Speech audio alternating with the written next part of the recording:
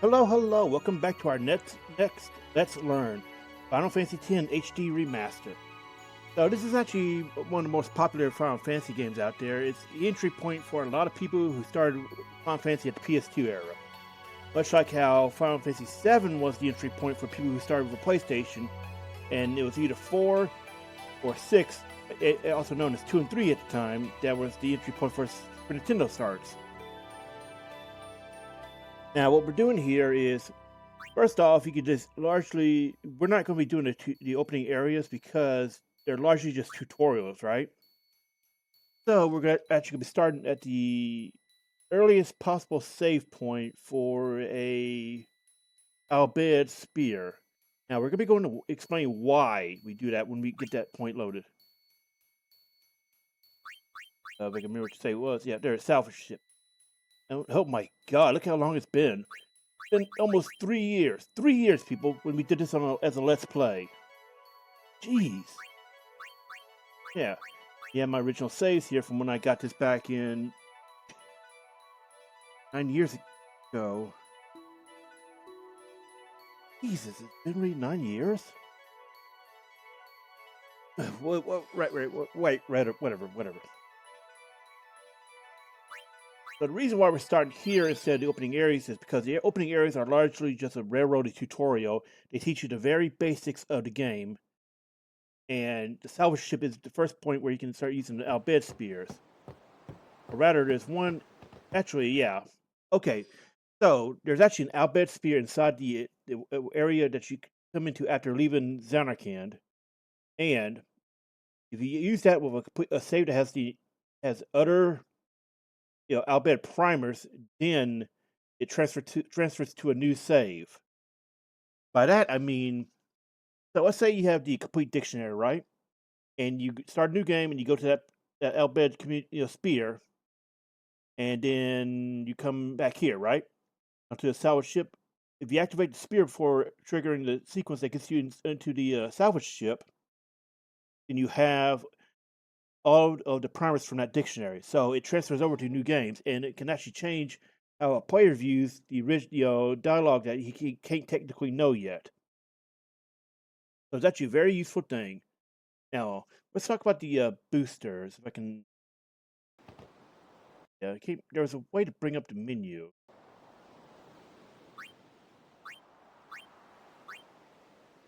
I'll turn that off. I don't know why it's on there.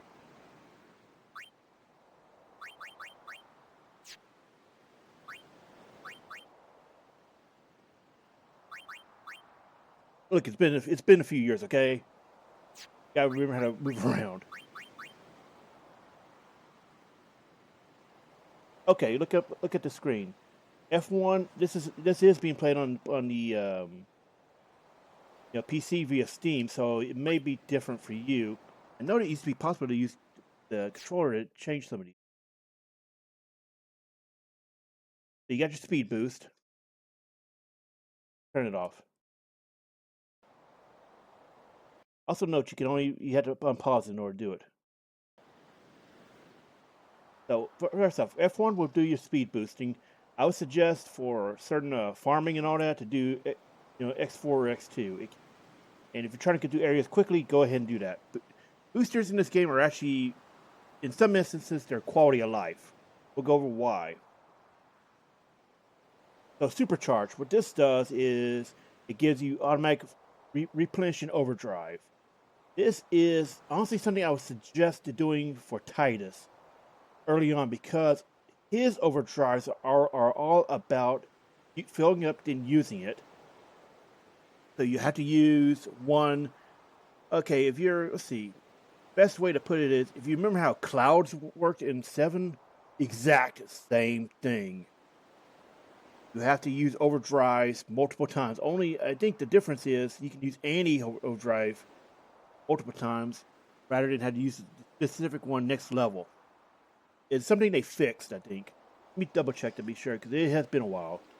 But you'll still remember. I'm going to remember a lot of stuff along the way. So let's just double check that.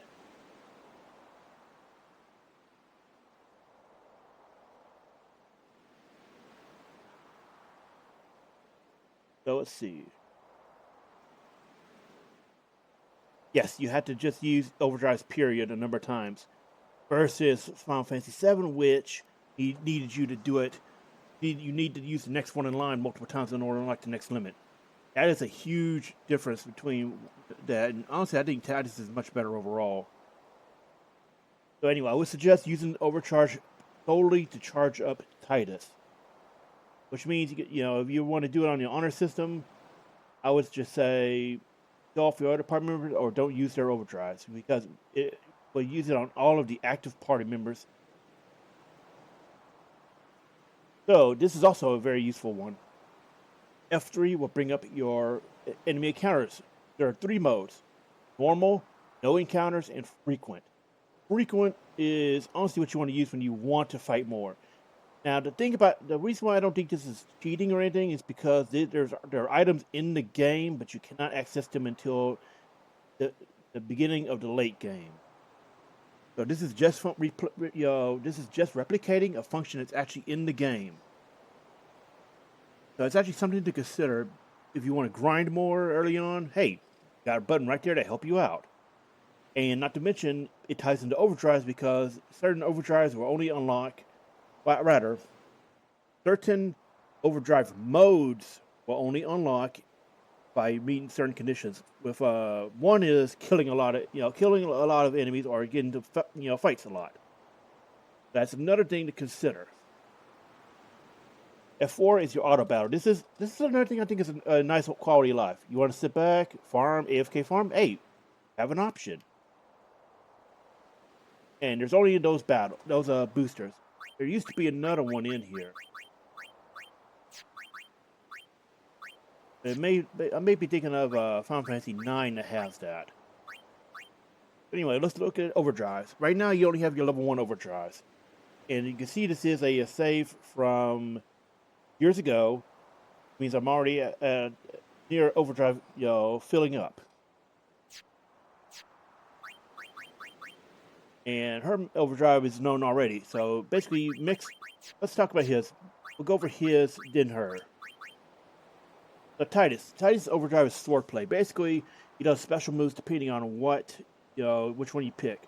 Arrow cut is a one-hit attack on a single enemy. Slice and dice is a multi-hit one. Then you have energy rain. Then you have his signature one, which is called Blitz Ace. Blitz Ace is hilarious. And honestly, depending on how early you grind it, it can actually severely unbalance some early and mid-game encounters. You are meant to get it late game, but you can get it early if you grind it enough, and it is absurd if you get it that early. It can actually significantly change fights. And honestly, I would recommend grinding it. If you're playing on modern console, let's see, this is the HD Remaster, so you're most likely going to have access to those boosters. I highly recommend using it to grind his overdrives. By far, he has some of the most grindy overdrives, and it's best to get it out of the way early on. And, it's not overpowering the early game, although I can understand why some people think it would. Basically, what it does is it cuts out grinding time later, and you still have to understand when and how to use it. Like the Souls dupe glitch in Dark Souls 1. Yeah, you could grind yourself up using something that's a cheat, but at the same time, that's not going to make you play better. It's going to be a little bit more forgiving, but it's not going to make you play better. That's kind of what these boosters are. If you understand how the mechanics are, you're not going to be using them too much, except maybe overdrives to grind early, or the encounter change one. And the first one, the booster, the speed boost. Hey, that's a quality of life. That one exists in Final Fantasy IX. On modern one, it also exists in Zodiac Age. That's an okay one. It's actually great because some of these areas can just be huge, and when you get to the calm lands, you understand why they say that's not a cheat. Trust me, that area is a horrible one to go on foot, especially if you don't have encounter none. Anyway, let's continue on. We found some ancient ruins. We can talk about her overdrive. It's going to force you into it anyway. We're going to go down there and so, unfortunately... Okay, let's... Cutscene skipping did Roger. not become common in Final Fantasy until after this, so we're going to have a lot of forced cutscenes. Oh, and before you ask, we are probably not doing 10-2. The reason I say we're not doing 10-2 most likely is because that thing requires guides way out of my knowledge. Like, in order to get 100%, you have to do very specific things at very specific points, and it also requires a replay because you have to because there's an event at one point that locks you out of exclusive scenes to that save, rather to that run. So you would have to do New Game Plus in order to see the other scene. Being 10-2 is a very difficult one because if you don't have a very specific percentage guide, you are going to miss out a lot. And even veteran players of that game like me will just forget stuff. So if you're looking forward to 2-2, I'm sorry, it's not happening. Not likely anyway. Not unless you just wanted to see a speedrun of the main narrative, which is honestly a quick game otherwise. And you're meant to use it to, you're meant to play it however you think the story is. So it's supposed to go.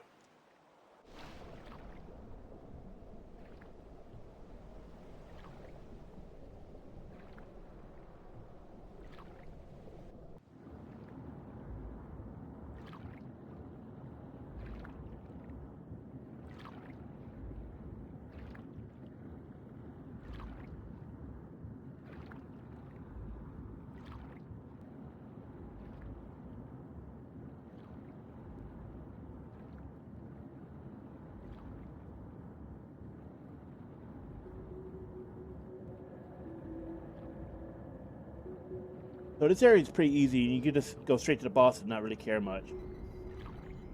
Take note of, for a record, I should explain this is Riku. Let's go to the menu. Also, did we really spend 10 minutes talking about boosters and all that? Wow. Okay, so this is Riku. Right now we don't have any of her mix, but basically she takes items and creates new ones from them. She can also steal and use items as well. So she's kind of a combination between chemist from earlier Final Fantasies to this point and ninja. Also thief.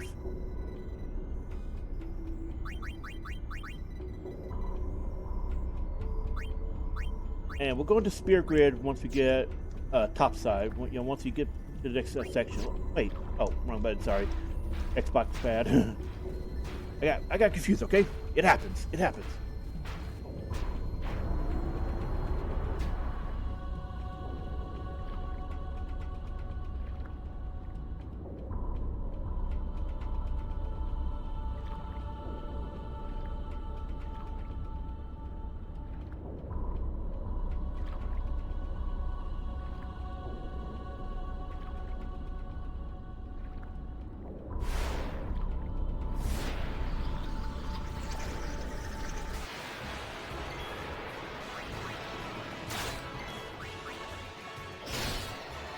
Oh, and by the way, overkill. So overkill means if you kill an enemy of a certain amount of hit points, you get the overkill notice.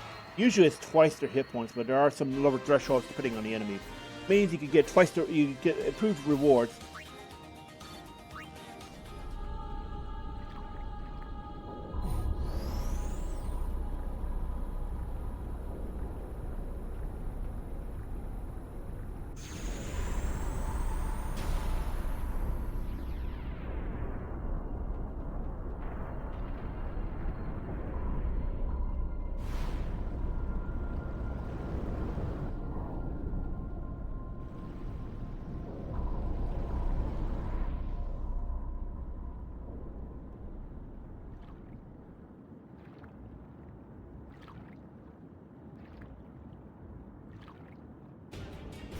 And here we go, boss.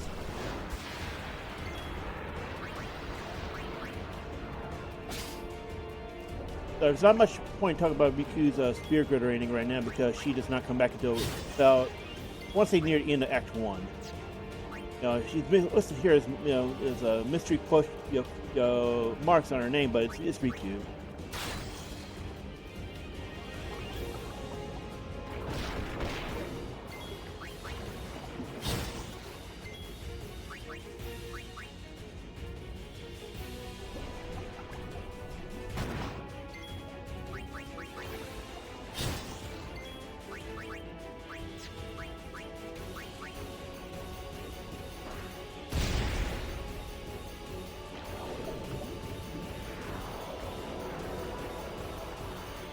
Also, keep note of her usability. She can use a lot of items in the game, and almost none of them are actually worthless.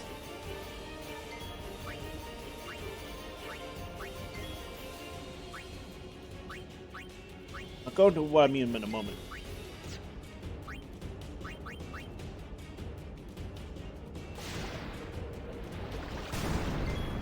Oof.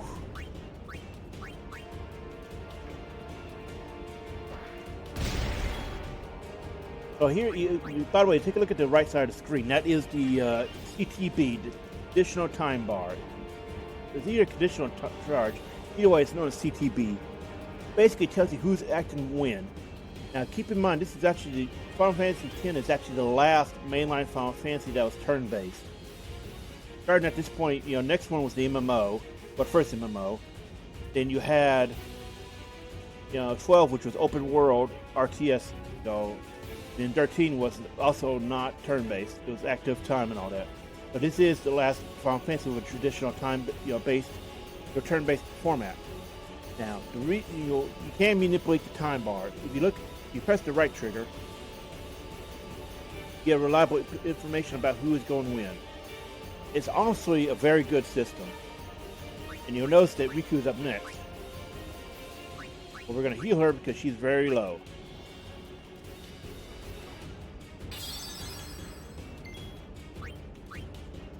Go ahead and just spam grenades if you got them. Because you're not going to be seeing her for a good while after this anyway.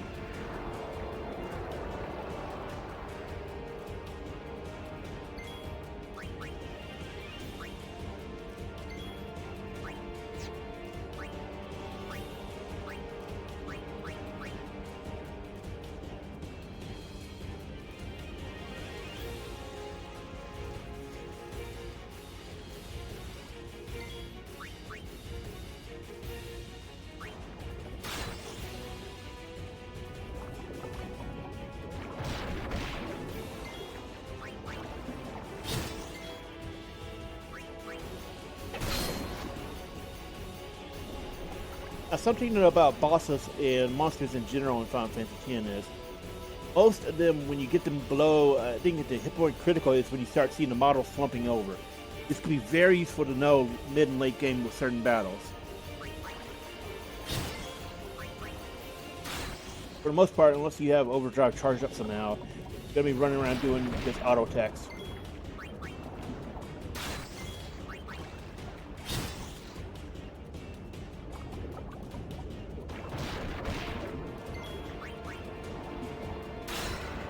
You'll get a little kill cam like in Skyrim when you land the final blow on somebody.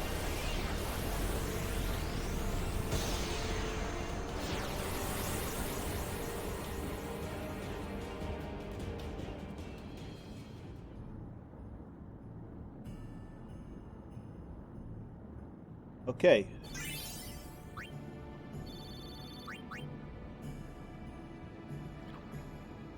And notice on the mini-map you'll see where to go most of the time. So let's just go ahead and activate this behemoth. You'll be seeing it later on in the story as well.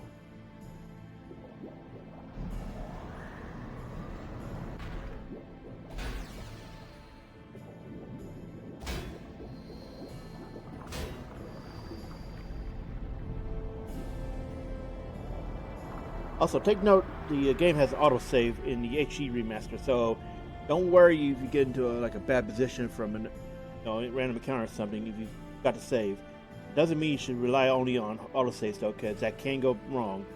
Always try to keep a hard save.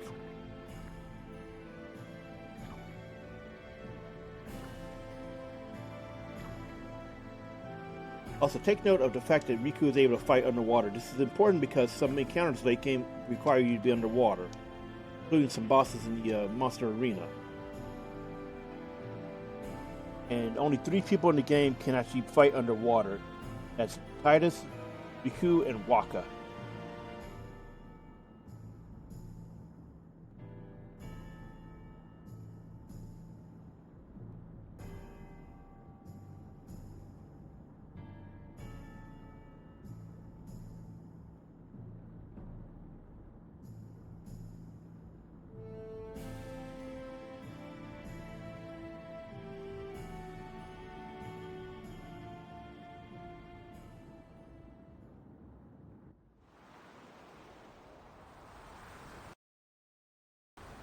That'll, yeah, like I said, you can't skip most of these cutscenes. There are very few ones you can skip, but unfortunately, you're gonna be stuck watching most of the time, even in a lesser environment like this.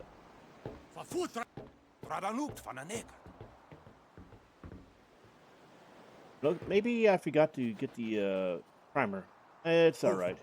Yeah, I think we're missing some. Otherwise, you would see all this text easily. Hey, hey, So normally there is one right inside the starting area. It's okay. There are places to get bed, spears. I believe there's one. It's here are the Meehan agents.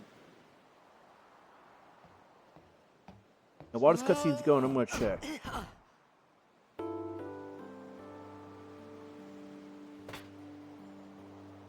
Whoa! Right on.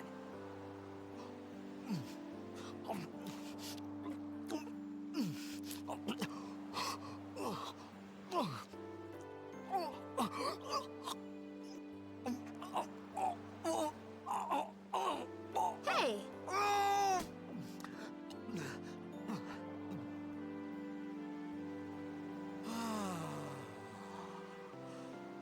It's 'cause you eat too fast.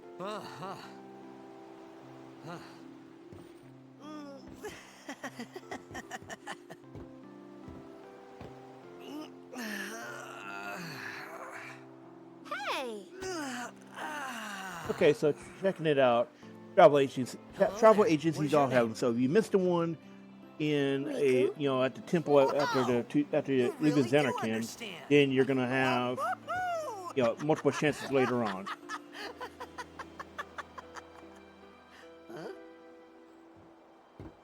Why didn't you say so earlier? I didn't get a chance. The first one is, as far as I can tell, it's up at offhand. Meehan High Road. That's fairly early into the game. We?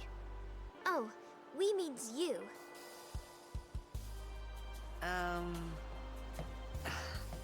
Who are you guys anyway? We're Bhed. Can't you tell? Sadly, I can't remember which one it was. I think it's the cutscenes that are rendered in game rather than the pre-rendered ones like this. Where are you from? Zanarkand. Wait, maybe the other way around. I know there are some mid and late game you could skip. Star player of the Zanarkand Abes? Also, was this camera angle necessary? Hit your head or something? You guys hit me? Oh, right.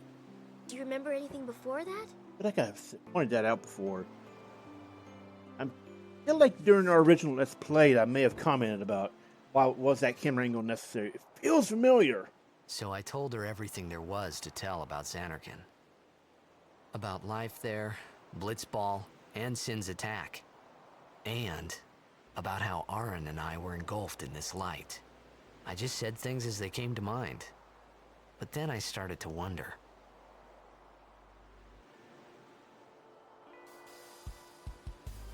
Did I say something funny? You were near Sin. Mm-hmm. Don't worry, you'll be better in no time. They say your head gets funny when Sin is near. Maybe you just had some kind of dream?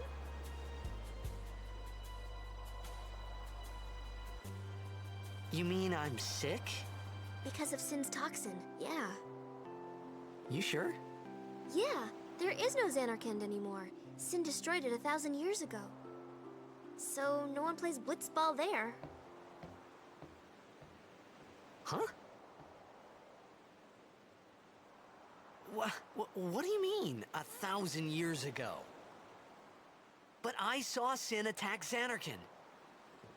You're saying that happened 1,000 years ago? No way!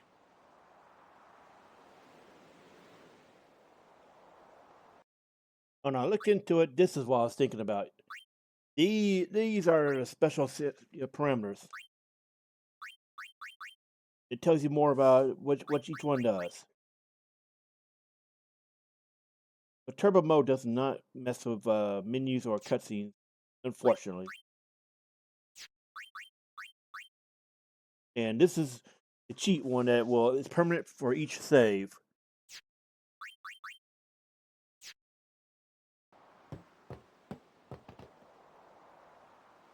You Right. said... You The play hide HUD is blitzball? interesting because it removes the filter depending on what's going on. Uh-huh. You know, you should go to Luca. Someone might know who you are, or you might find someone you recognize. Luca? Ah. Huh. So it looks like in-game cutscene, in-game rendering like this one doesn't get affected by it. Yeah, it could just be specific ones. Okay, leave it to me. I'll get you to Luca. Promise. You'd rather stay here? Uh-uh. Okay, I'll go tell the others. Wait here. Oh. And one thing. Don't tell anyone you're from Zanarkand, okay? Yevon says it's a holy place. You might upset someone. This does Oh, get explained later what's going on.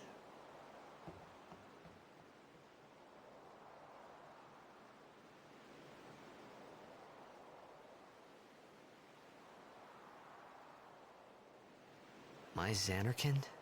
Some kind of holy place? Yeah, right, I thought. Since when? Yevon? Sin? Luca? I thought Sin just took me to a faraway place, that I could go back in a day or two. But 1,000 years into the future? No way! Whoa, whoa!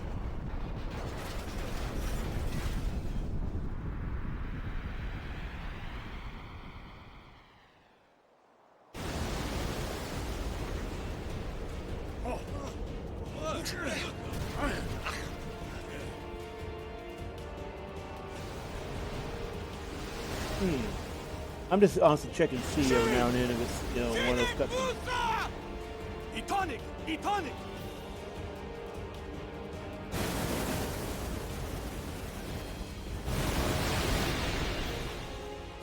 Whoa! Wow!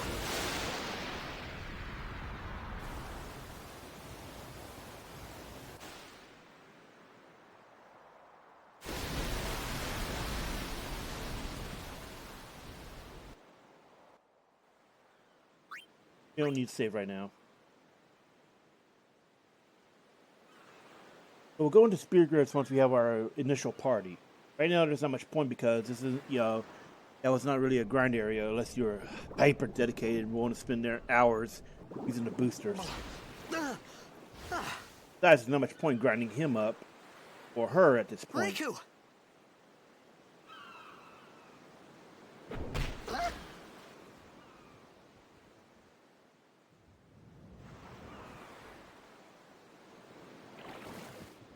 Blitzball! Hey! You... Hey! And after a while, you can start skipping text faster.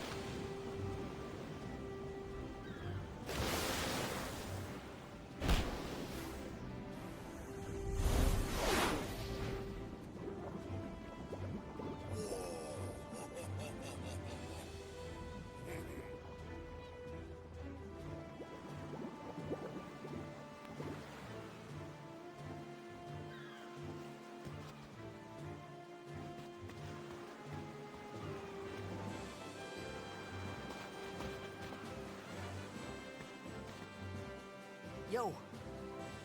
Hiya. You wanna...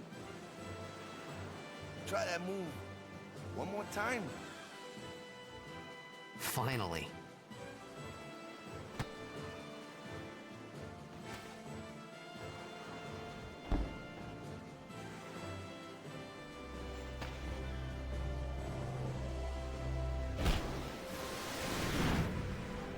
Now, what's interesting about Titus's ability to play blitzball is he, in 10-2 is revealed he's he's a amateur. reproduction of an actual blitzball The ace. Zanarkand Abes. Begs the question of just how much of it was his skill and how much of it was actually the original. What team you say again? I meant, forget that. I got too, close to Sin, and my head's all foggy like. So, I don't know where this place is, or even where I came from. Sin's toxin got to you. But you're still alive. Praise be to Yevon. You know, there's a lot of religious allegories in this All right, game, back to even by practice. Final Fantasy standards. I remember seeing a video years ago asking if Square hated your religion. I'm just thinking, dude, did you play the game? There's a case to be made about it. Almost every single church or organized religion, you know, that's Western in design, almost every single one of them shows up in a Final Fantasy game, and they're almost always corrupt. But yeah, there's reason to believe it. But anyway, if you come over here early on, this is actually something you need later, much later on. If you come over here and get this chest now, you don't have to come back for it later. This is the absolute earliest that you can get a celestial weapon item.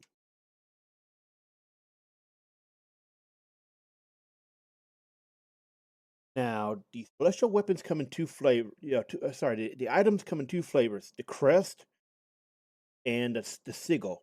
The sigil is usually behind an activity or something. For example, Titus's sun sigil is behind the dreaded chocobo racing. Honestly, I don't know if I have the strength for that. We will explain why it's horrible. But that's a mid to late game activity. As we are far away from that right now. The units will come through a summon contest, and you have to have all summons unlocked, including the optional. Whereas the crests are usually found somewhere, and it's typically an area related to that character. So here we got Eunice in Besaid, because she is from Besaid. She is lived here almost all her life. That being said, what the crest, and the sigils do is they unlock stages of the weapon. I believe that there's 3 stages to. Well, let's see. Yeah, there's 3 types for each weapon.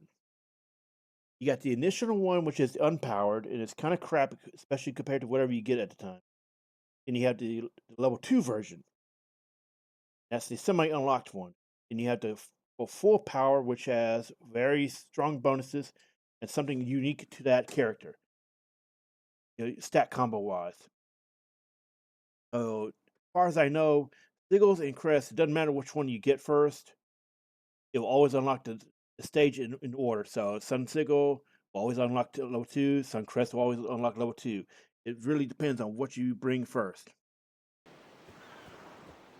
So it doesn't matter which one you get, just that you get it. You need both in order to fully unlock a weapon's power.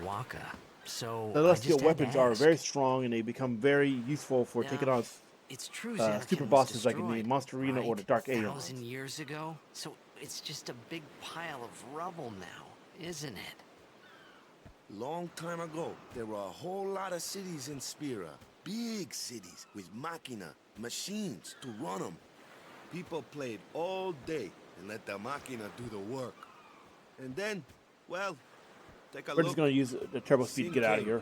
And Xanark, yeah, that was about If you ask me, what gets me is we gotta suffer. Of course, we must always repent. It's just that. It was just Waka and Riku.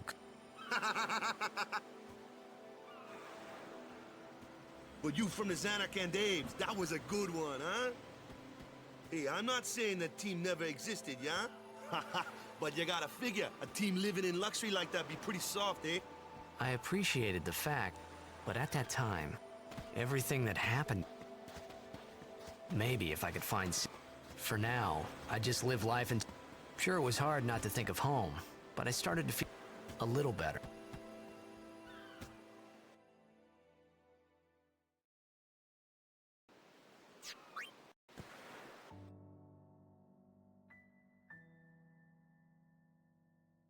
Don't mind me just messing around.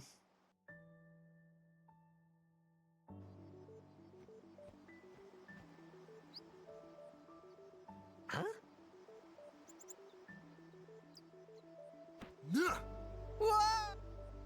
So the interesting thing about Final Fantasy X is that you can actually have your, for the most part, your main What's the big idea? in-game party from the start. Go over that once we leave Besaid and start getting ready for the travel.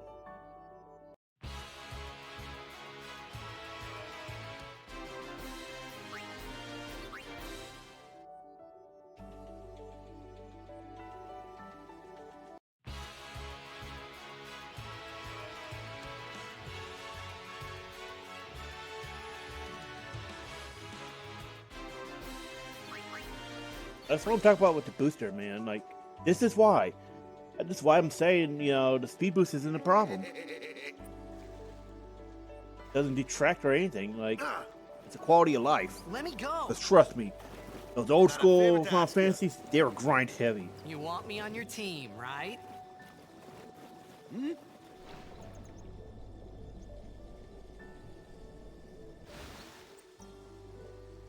A major blitz tournament's coming up. All the teams, it's so huge. Then it'll be fun.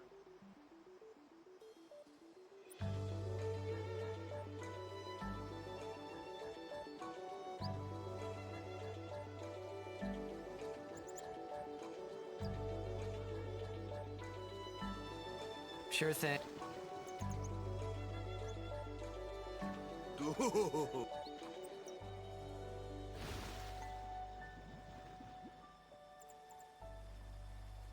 I thought then that Blitzball and Sin were the... I wasn't too far off.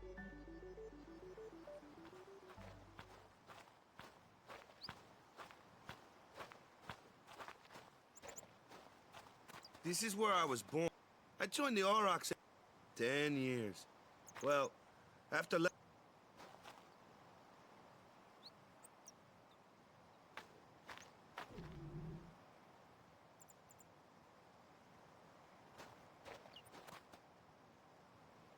So, but every time my mind...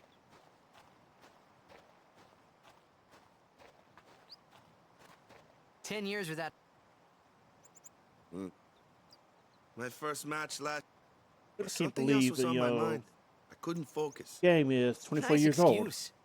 Hey, hey! So, you want to win the next... So, what's our goal? I don't care how we do. If we give it our all, I can walk away. No. If... When you play in a Blitzball tournament, you For years play to old. win. Victory? You're serious? It's kind of an interesting thought. There is a non-small chance that people watching Final Fantasy HD Remaster videos were not even born yet when this game came out. I'm not talking about the original, I'm talking about the port. Came out in 2013. What is it, 2013, 2014? I'm thinking, yeah, I know it's like really close to Lightning Returns.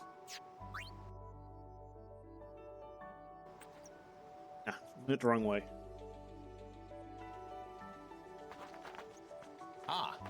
Yeah. And there's After also people surviving your who run-in were with watching Sin, videos would of be the a original shame if something PS2 happened version, now. who were not even born yet. Entirely possible they Who have they? kids of their own who will Uzu play these and games in Gata, time. Crusaders. Huh? Cruise of what? What, you forgot that too?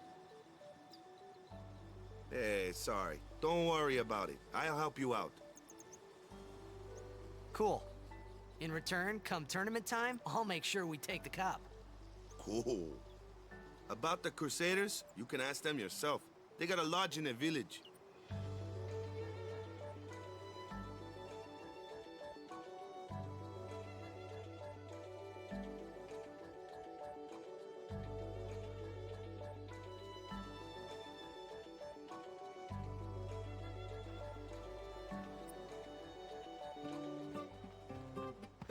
Besaid village. They got any food there? We'll get you something over there later. Take a look around first. Let's see. The Crusaders' Lodge is over yonder. Luzu and Gata are usually there.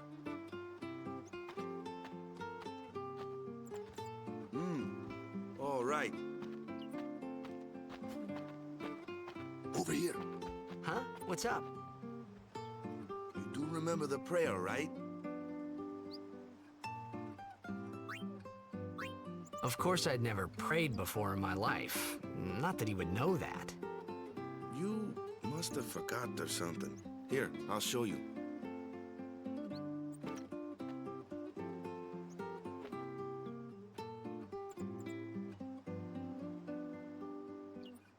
Go ahead, you try.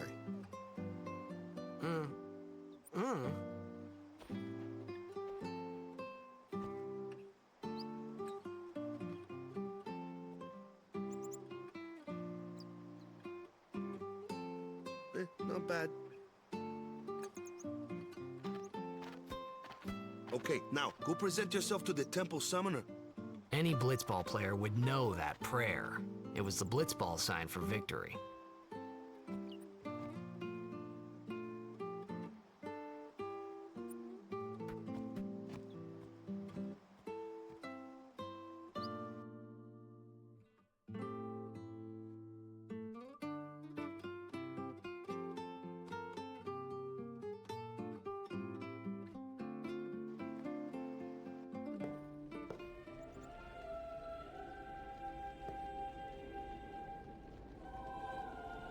So we're just gonna move ahead in the story. Again, there's primers around here, but if you're using a save that if you're using a save data that already has all the primers, you can just get them from that. When you get to the Mihin agency, unless you imported them standing in that from place.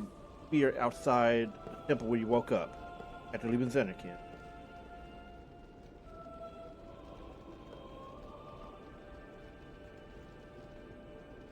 I began to realize how different this world was from my own.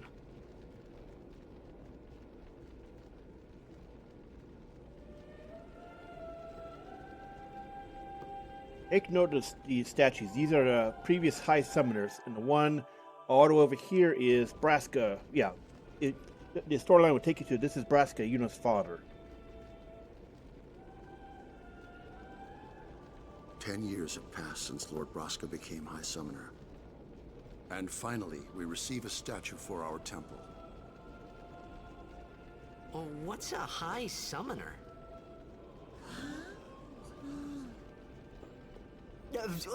I got too close to Sin's toxin.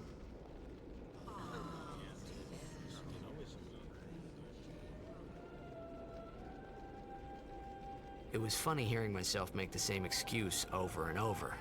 Funny, and a little sad.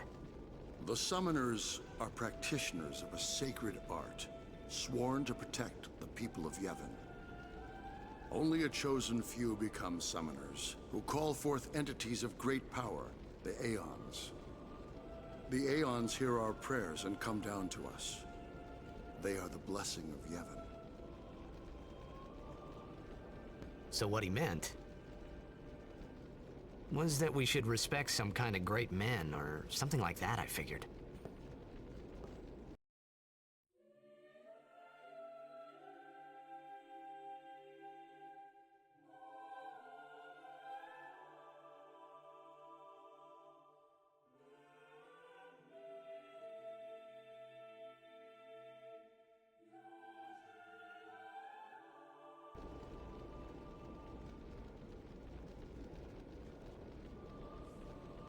So when you're inside small areas, you're gonna want to turn it off. The boost can be a pain in the ass.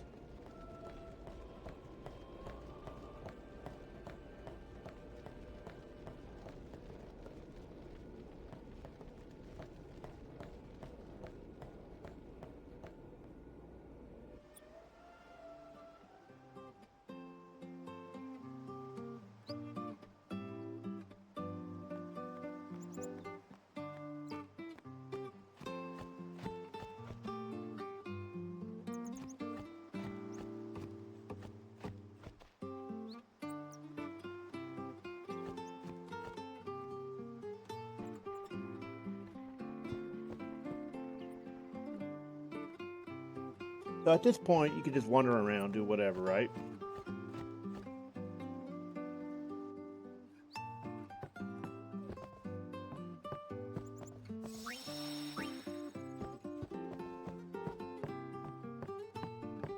There is a primer around here somewhere in the Stair Lodge. Okay, if I remember correctly, he may actually show up after Hey, Vince you. here. I think So, Sin can't be far, right? You're not hiding anything, are you? why would I? If Sin's nearby, it'll attack the island for sure. But it hasn't. I wonder why. I'm sorry. I really don't know anything. To tell the truth, I don't even know what the Crusaders are. You're kidding, right?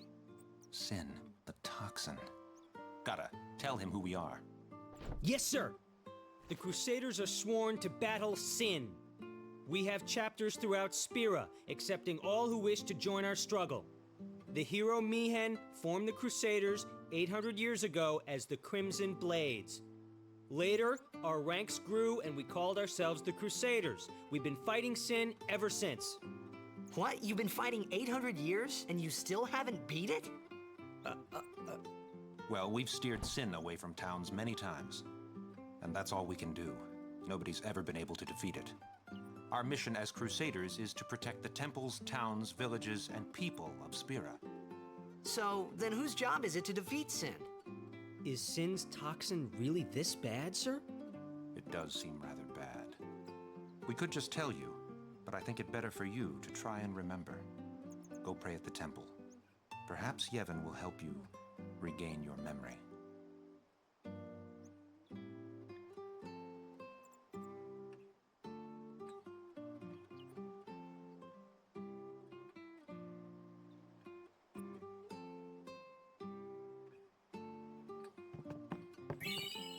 Ah, there it is. See? Hard to tell some of these. Generally speaking, the primers will be in order of game location. You know, there's 26 in total, and your first one is on the Salvage Ship normally. Then you have one here. So you learn, if you're missing one, you look at where the location list is, which one you're missing in the hang on. Oh, button. It'll actually be here. All right. Here. So it's going to be here, and you can see which one you're missing.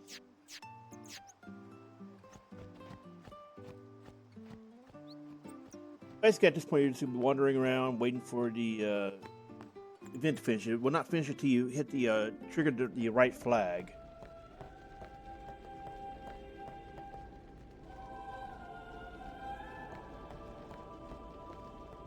You also go inside the side rooms and or you also do this in all the temples.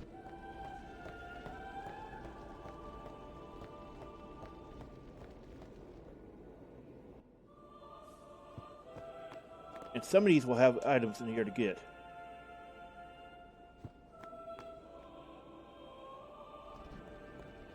You know, and it mentions a cure for toxin. There is no cure. That's the point.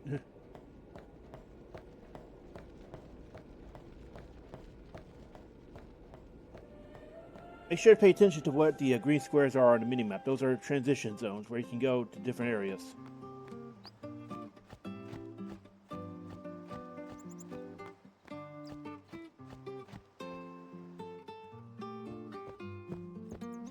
Hey, let me talk to him. Sorry, man. Take a... And you have to do this in order to advance the story.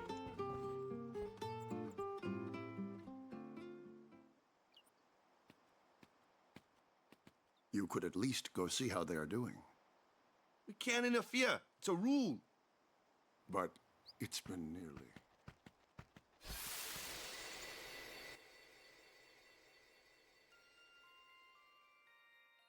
But it's been nearly. It's been nearly a day already. Perhaps you could go Wow! look for us. Holy! I never understood People how are different it searching looked for him without the now. HUD on. Oh, check it out. Thank you. Honestly, I never knew the HUD option would actually do this, Who and cares whether he comes back or not? looks better. But he might die. I mean, hey, I can say this. Fine. I spent, Do you? I think, like 1,000 hours on the original PlayStation 2, You hate and him so? But if he dies, you'll never be able to tell him how much you hate him. I spent 200 hours on this, but that's because that's not counting the hours I spent on the PlayStation 3 port. So yeah, I can say that, alright? It looks better without that filter. The filter is awful. Waka?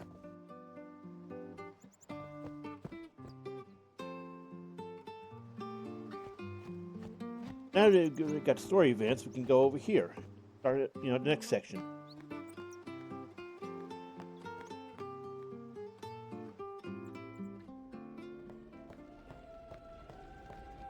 Is something wrong? The summoner hasn't Huh? well, Huh? there's a room in there called the Cloister. If the prayer is heard, the apprentice... So someone is in there somewhere. A day's already... Is it particularly... Sometime. Why don't you go in and...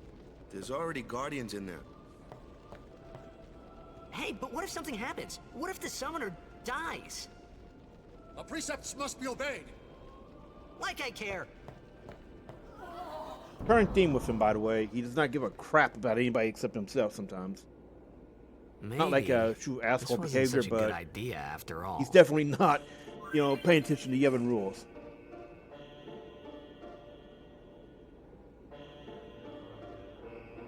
Okay, so here, this is something important to pay attention to. Each Cloister Trials has a bonus treasure in it you need in order to access the secret Aeon Enema. And yes, if you're coming here from Final Fantasy XIV, yes, that Enema.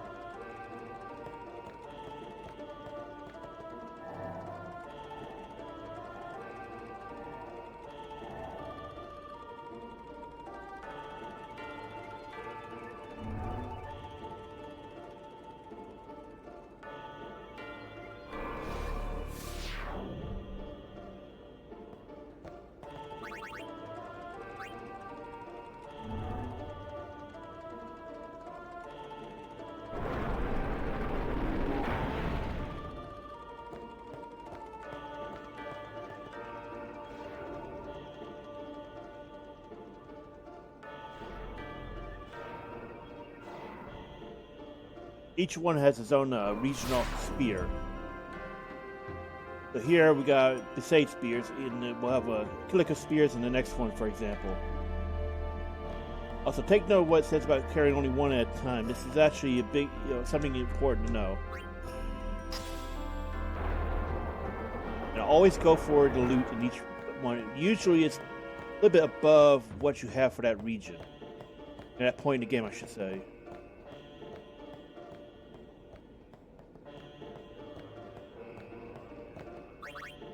Some of these symbols can be touched, as you can tell.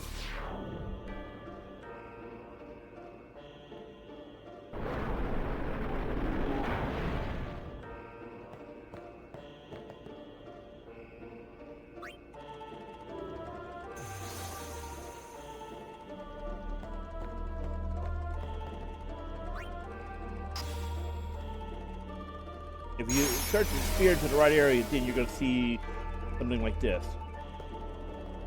This will allow us to continue on. However, we need to come back in here with the right spear.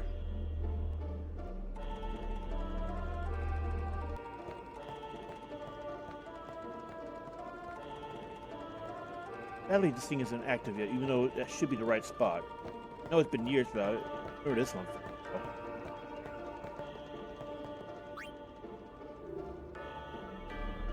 And you can go back and get some of these spears. It's actually required in order to get access to the certain later areas. Again, you can't go over here yet, but...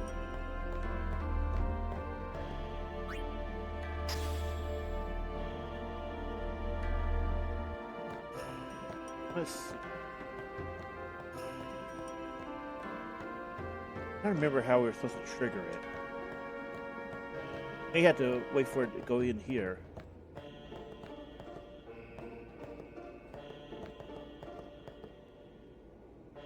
Let me check, because it has been a while.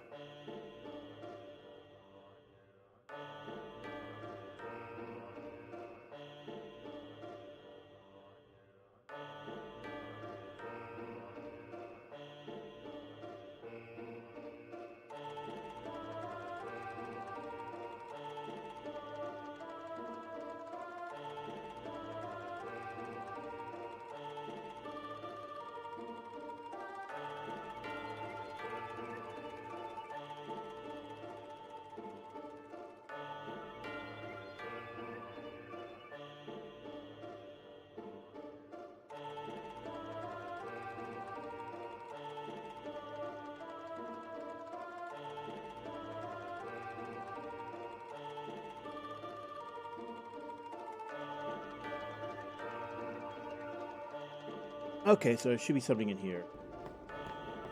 Once the camera changes around. Wait, sometimes you can do that, and yeah.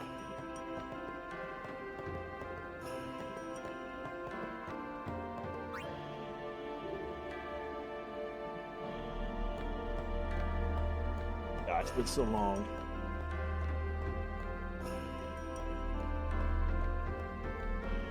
We're supposed to be able to touch it, but it's not fired up yet.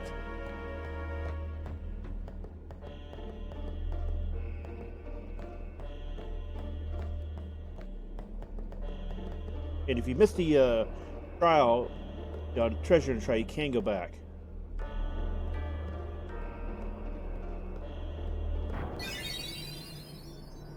Hey! It's gotten into you.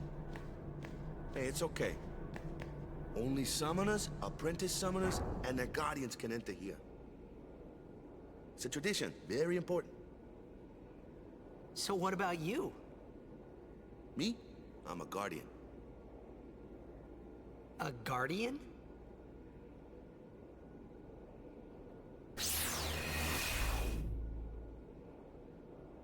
Whoa! Ah! Summoners go on a pilgrimage to pray at every temple in Spira. Guardians protect them. The Guardian's in there now. One of them's got a sure fuse, and who knows what the other's thinking. Well, now that we come this far, might as well go all the way. And notice he's still carrying the spear. Now it's gone! Where'd it go? What are you Not sure we doing can here? backtrack, otherwise we might have to reload. No. Oh wait, it's, autosave would have kicked in. See, I told. But I'd definitely say you want to do it on your first run before you trigger the story, because you can get in a lengthy cutscene. Is this... Who are you?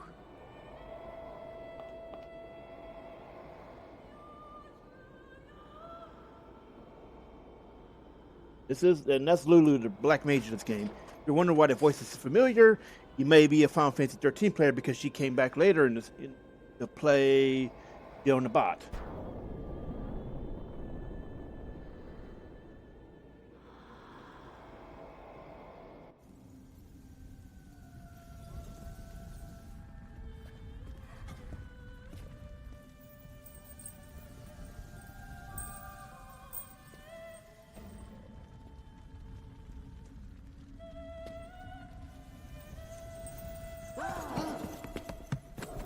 Notice this is something you only see the first time, her struggling to move after her communion.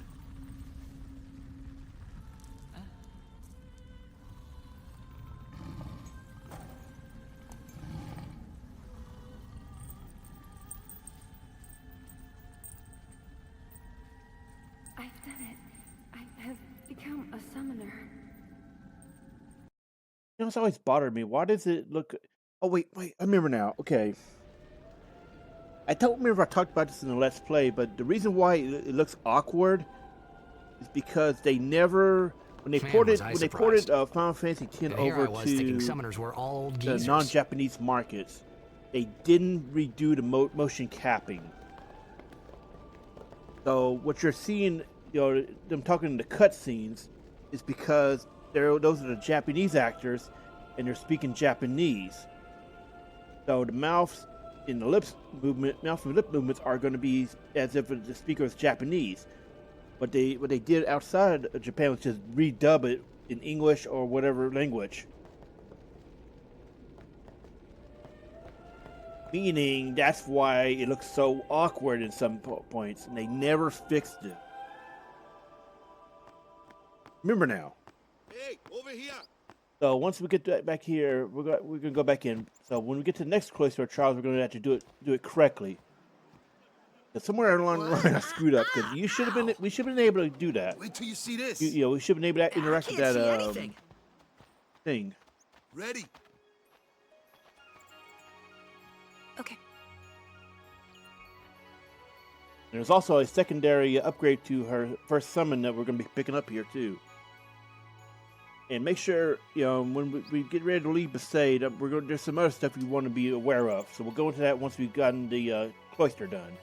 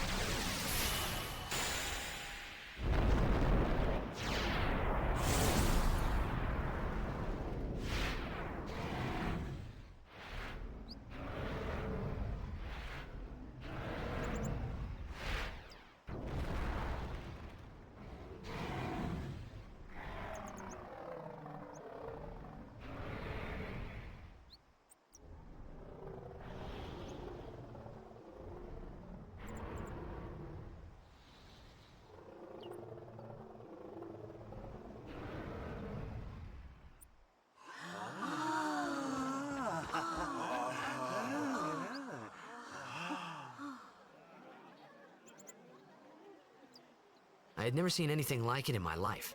Sure, it was a little scary, but still, I could feel a strange kind of gentleness coming from it.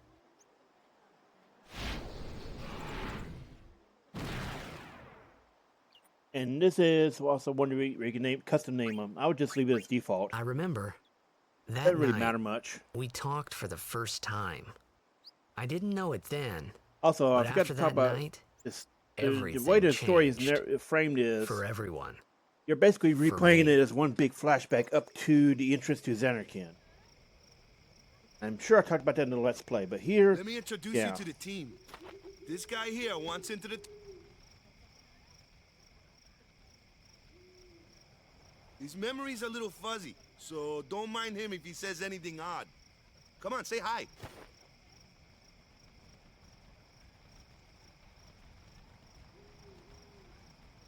Hi guys.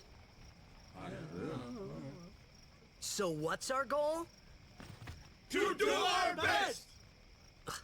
Nope, we got a new goal now. Our new goal is victory! To win every match, defeat every opposing team, to bring the Crystal Cup back to our island. That's all we need to do to win. Easy, huh? Victory! Victory! Victory! Victory!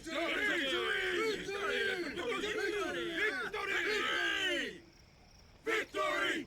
Victory! Victory! Victory! Victory! Victory! Victory! Yeah!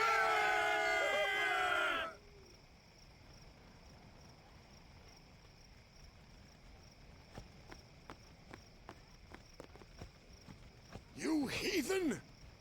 Stay away from the summoner! You're a bad man!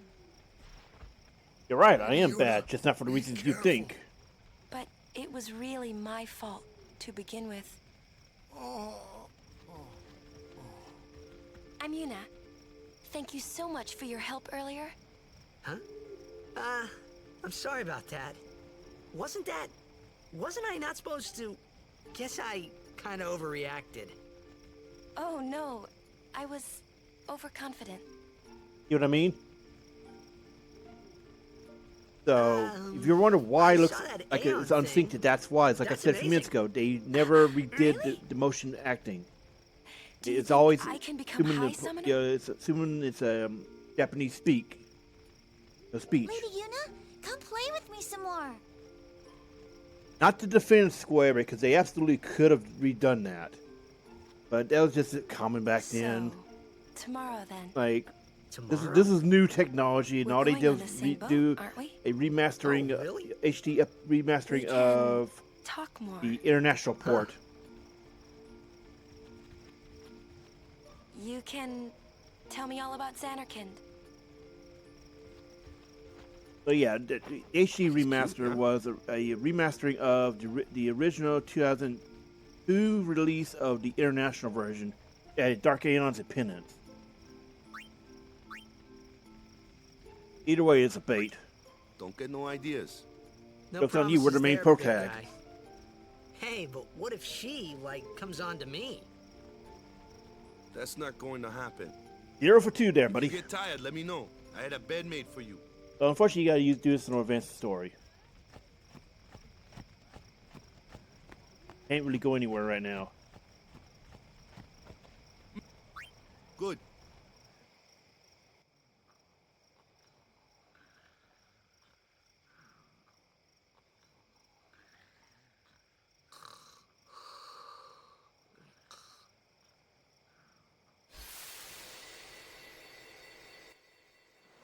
Honestly, I might look into a cutscene skip mod or something, because this is going to be a hassle. We have to, because you're going to be forced otherwise.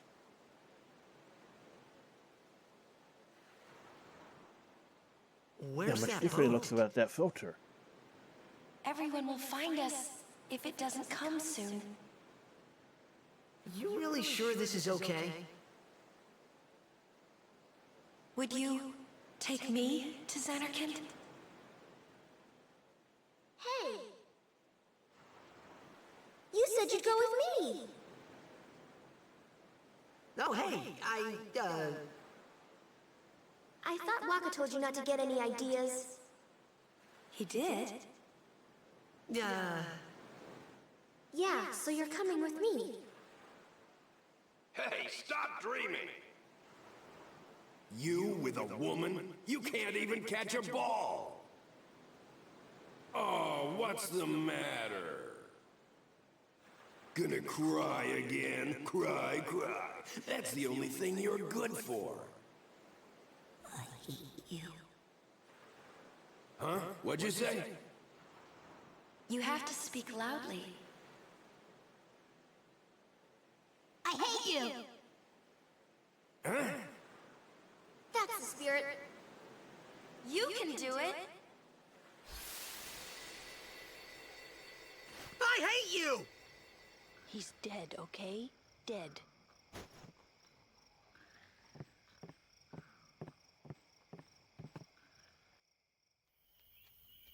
He does look a lot like Chapu. I was surprised too, the first time I saw him. But no matter what he looks like, he isn't Chapu. You shouldn't have brought him here in the first place. Yeah, but he needed our help. Excuses again? Yeah, but... That's it. No more. Enough, Waka.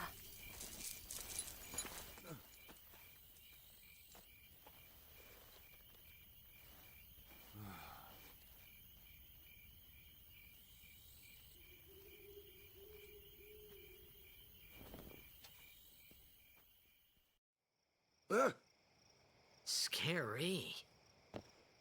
So, who's Chapu? My little brother, Chapu.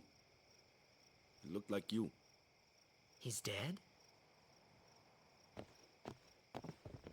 He was with the Crusaders when they fought Sin last year. He didn't make it. I first heard on the day of the tournament. Oh, so that's why. I became a guardian to fight Sin, yeah? Revenge, then? That was the idea. I'm more worried about a stupid game now than avenging my brother. Well, after the next tournament, I'll be a guardian full-time. I know it kinda looks like I'm using you, but I'm not. Don't worry. I mean, I owe you a lot. You really helped me out, you know? What I mean is... Thanks, Waka. Stop. You're embarrassing me.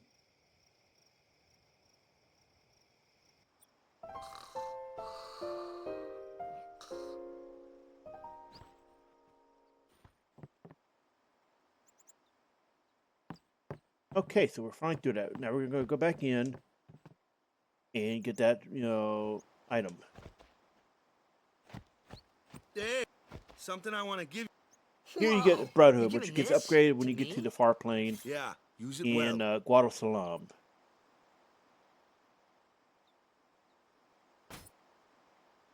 That's the sword. Well, where's Yuna? We're taking the same boat as Yuna, right? Yuna came to this village. The Since then, she's been. but she had the talent. Now, This is our...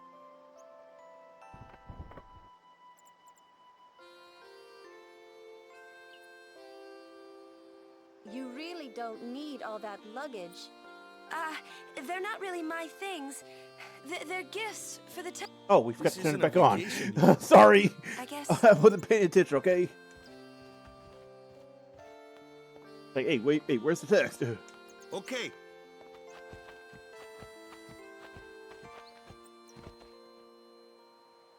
Anyway, once you get through on the cutscenes, go right back in.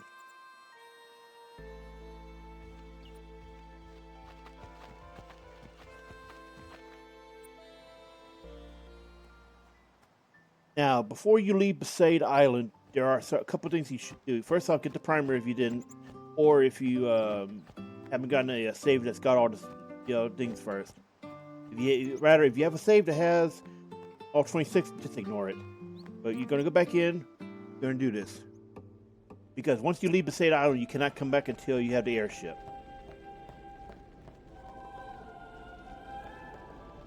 Oh hell. Right, I remember now. So this item is actually locked off now. Yeah.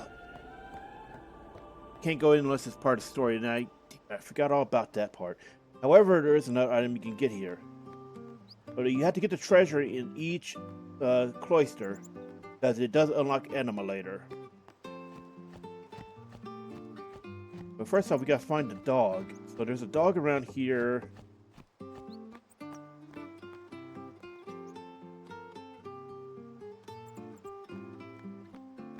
Where is that mutt?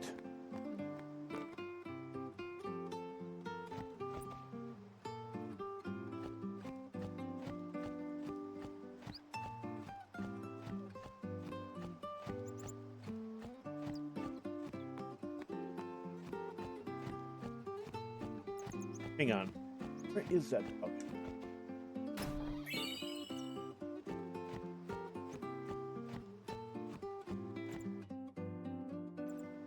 Yeah, let me look up where that damn butt is.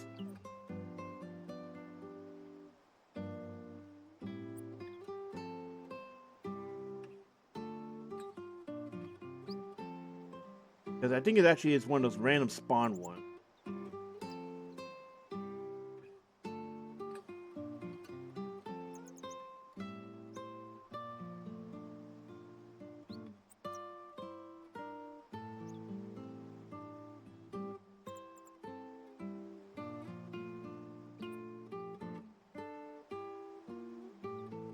Okay, so we gotta find the little girl with the dog.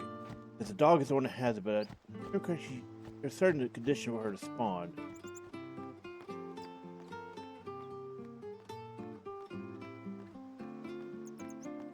And you have to do it while you're here before you leave, because it unlocks Valefor's second overdrive. You may need to exit and re-enter the area in order to cause her to spawn.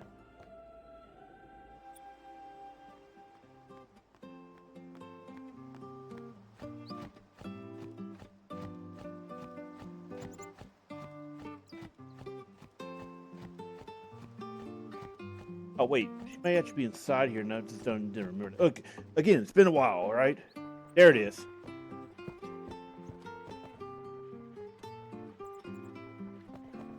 Wait, that's not the dog, is it?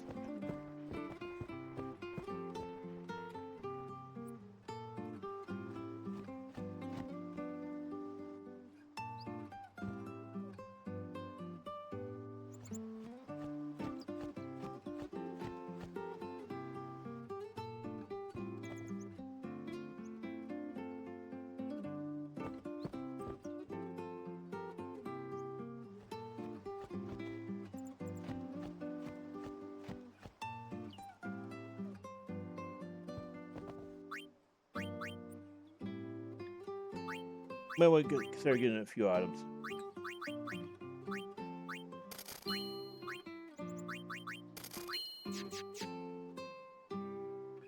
Yep, there it is. You need to trigger the event.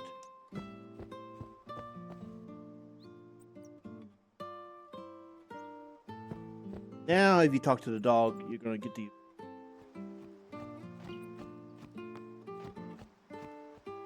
So make sure to talk to the dog. Yep. And that's Valefor's second overdrive, which can be very powerful early on. Because this is the only Aeon you're going to get into the Kilika Temple. Alright, so now, here's why. Once you leave Besaid Island, you cannot come back here until you have the airship. And if you try to come back, you're going to have to deal with Dark Valefor. Dark Aeon spawn after by the point you have the airship.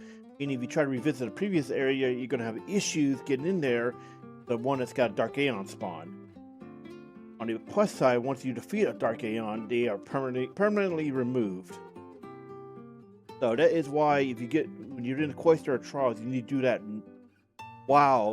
get the treasure while you're there, avoid triggering the story. So I totally forgot you could not go back in until after, getting the airship and after defeating, Dark Valefor.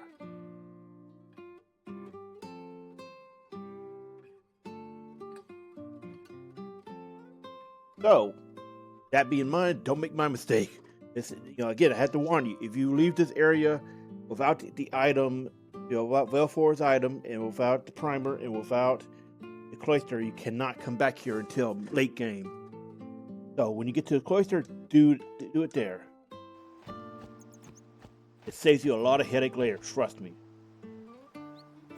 Alright, so now we have our party for the most part. This is our party for up to the start of Mushroom Rock, where we get another one. Well, actually, we get another one in Luca. But our last party member, Rika, would join at the way to the Moonflow. So this is actually a great point where you can start looking at building your in-game party. Again, 10 is an exception in the series that you can actually have your in-game party very early on. A lot of people like using Waka, Yuna, and Titus. I like using them as a land party. There are two parties, land and water. Water, only Titus, Waka, and Riku can be used. For land, you can use anybody here, plus one coming up, as well as Auron. I like to use Auron over Waka. Waka is more of a special boss killer for me. I use him for something like killing super bosses in Monster Arena. Let's go over Overdrives for Waka. He has element reels, and he gets access to status reels, Aurochs reels, and attack reels. Attack reels is by far his most popular one, his strongest one. He can do something like, I think remember correctly, does up to 16 hits if you get a good roll. And that's when you have break damage limit as well as his weapon upgraded. Stats upgraded. You can deal 9,999 per attack, which means you can kill some of the bosses very quickly. You get more attack reels by completing Blitzball tournaments.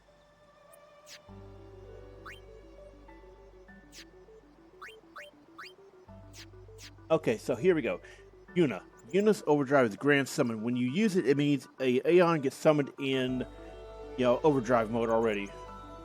And it's actually pretty cool. And that can be a very useful thing in certain mid and late game encounters where you're going to want to summon an Overdrive, and then it stacks with Yuna's Overdrive. Or I should say, okay. Let's say you summon a Aeon that already has their Overdrive field. Well, if you summon with Grand Summon, that Overdrive does not get consumed, so you can pop out two at once. On Yuna's Aeons they scale off her. Once you get Belkamine to give you two items, you can increase their stats as well as give them new abilities. You have to meet her and clear her fight. You don't have to win the fight, but you do get bonuses. You have to clear it. You can start doing that once you meet her at, let's see, remember correctly, it is after Kilika, because she needs at least two different Aeons. She summons one Aeon. Alright, so Lulu's Overdrive. Basically, he gets a rapid cast, a black magic spell, and only once she's actually learned. Now, a while back on Reddit, like I think a couple weeks ago, I saw this post that talked about how Lulu's Overdrive was either really crappy or incredible, depending on which one you used. Someone pointed out a strategy I didn't know about, because I honestly don't use Lulu much in mid and late game comps. It's because, weirdly enough, she's not the best magic user for a change. Usually magic users show up in my party comp, but due to the way the spear grid is set up, she's not as potent as she should be. But anyway, the overdrive cheese I saw was you get drain and use that as your ability, and it does a fixed amount of damage, and you can cast it much more often than other ones. So it's a really stupid thing that I had never thought about, and it's actually pretty effective, what I can tell. Anyway, we're going to be talking about the spear grid right after we clear the next encounter. We have a tutorial here that's forced by the game. Hey, why don't you try?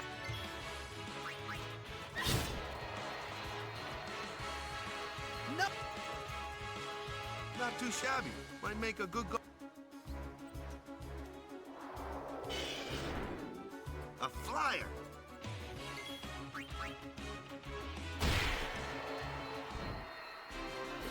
So keep in mind, we're talking about speed, flying, and physical weak, strong stuff.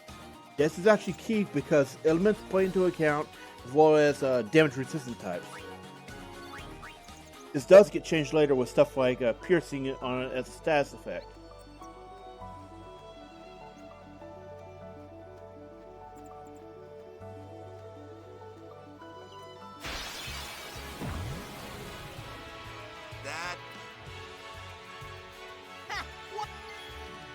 And if you try, this is what I'm talking about.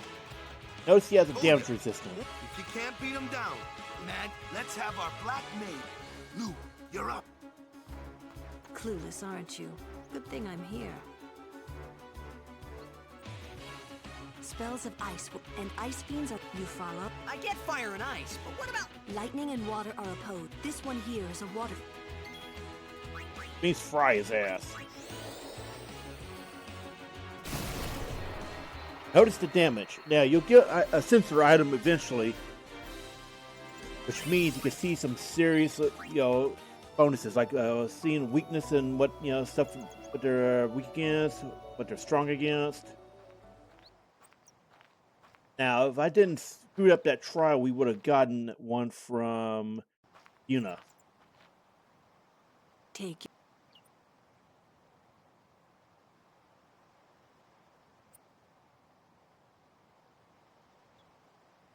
Let's get going, man. We're gonna wait. Huh? Are you ready?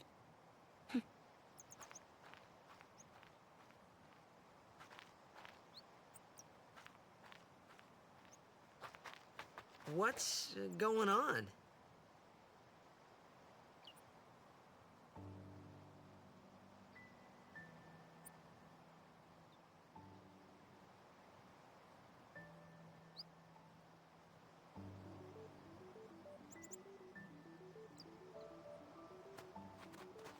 President is impacting it, so it's whatever.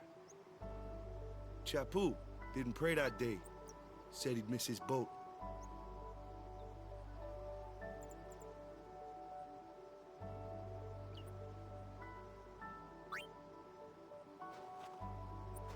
Now that I remember about it, it may actually, in fact, impact the affection mechanics. Affection mechanics will change cutscenes and such later in the game. You can honestly get by without really doing anything. It doesn't matter. Now here is we're about to get our second party member. Notice the white boxes. Those are our save spears. You cannot access them until you have the airship.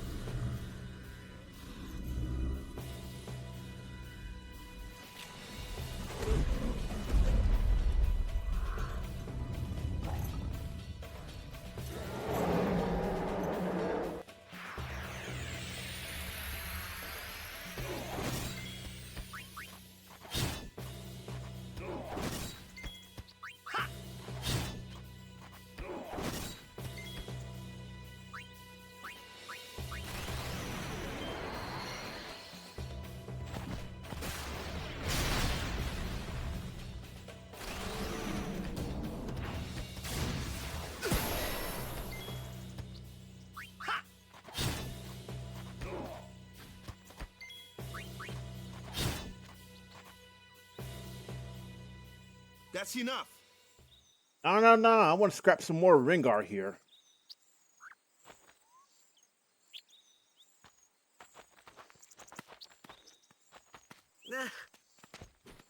Kimahri Ronso, of the Ronso tribe.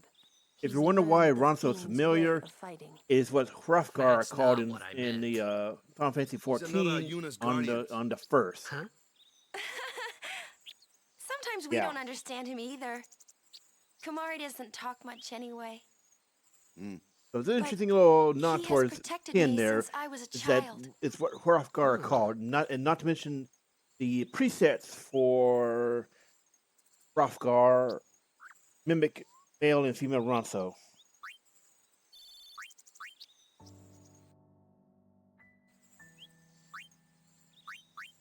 All right, so let's take a look at it.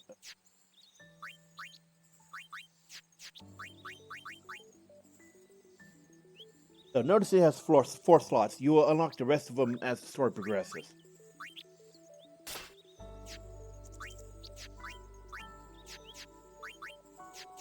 And each character has their own equipment and weapon. Items and weapons. So you can't just buy one and then buy one or two. You have to buy for each specific character that you want to use. It's something you want to consider for both economical reasons as well as your party comp. So anyway, he'll join. That's Kimahri, and he'll join up not too long from now. And we're gonna wait for him to join the party before we talk about our spear grid and all that. Because each one has a starting point, and they all have a special customization. And I'd rather wait and talk about them all at once rather than have to do it again later, because we're gonna have to do that again with Oron and Riku anyway. Flyer! That True. Why don't we let our summoners...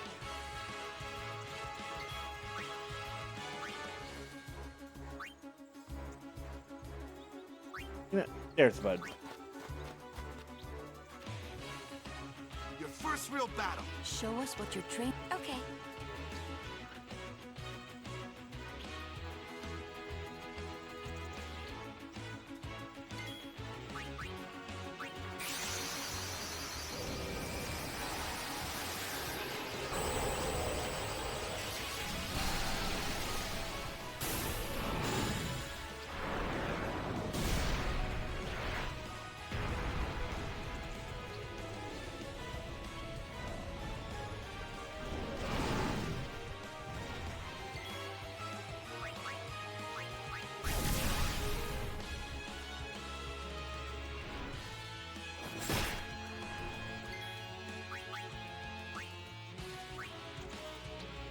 Note by default, Aeons can always see weakness. They'll have a built-in sensor.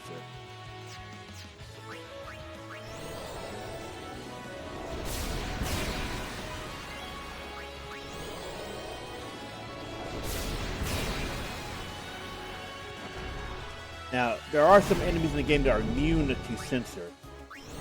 They're fairly rare, though. And you'll even be able to see boss hit points, depending on the boss. Some bosses will be immune. So you can just spam Sonic Wings here to get an advantage.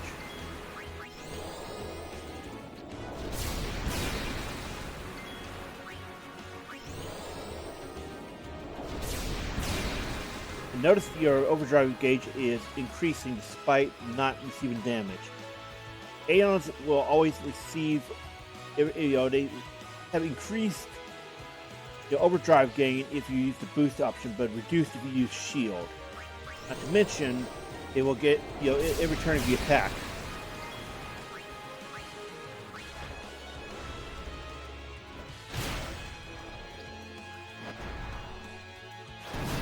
Okay, cool. I was hoping to show off the overdrive. Since we have both of them, go to Energy Ray.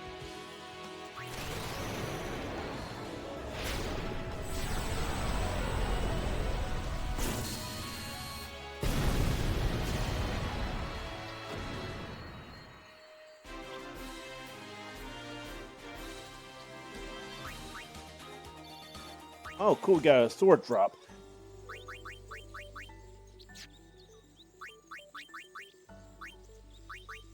And it's inferior to what we have now. Let's go ahead and switch him back in.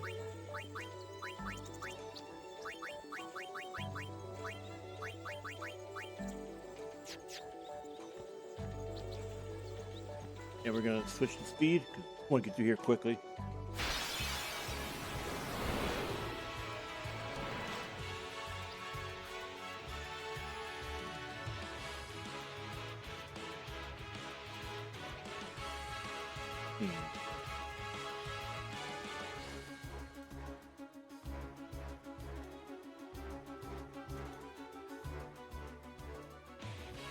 Remember, only people who actually participate in a battle can get XP. Now, participation is basically you can just have them take a turn.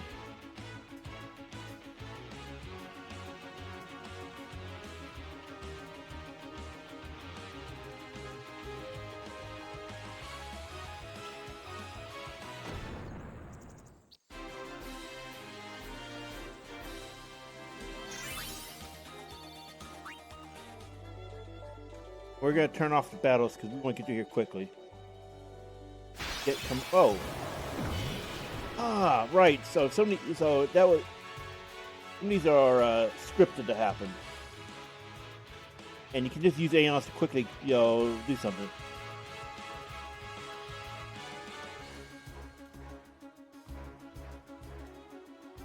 Something to note is Aeons can be a secondary black mage depending on how you build them.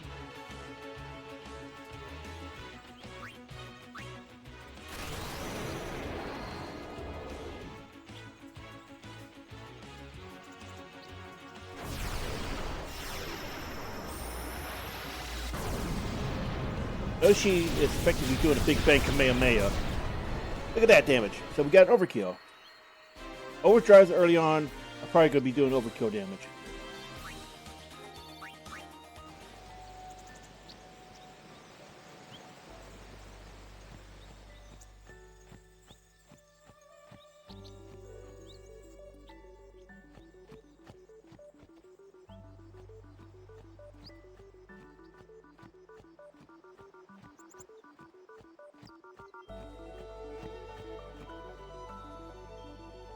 We're going to be using this to get through here. Make sure we're going to make a hard save so we don't have that screw up again like we did with Trial. Make sure to always save before a trial because if you go into the story trigger area, you're going to lose out on it. Make sure to talk to the villagers as well because they'll give you items.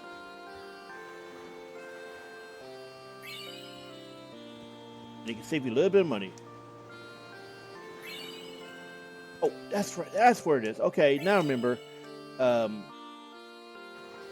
item in the temple was not. It was a wand, if I remember right now. It may have actually been the item that gives you sensor, but this can actually be very useful because early on, Yuna is squishy.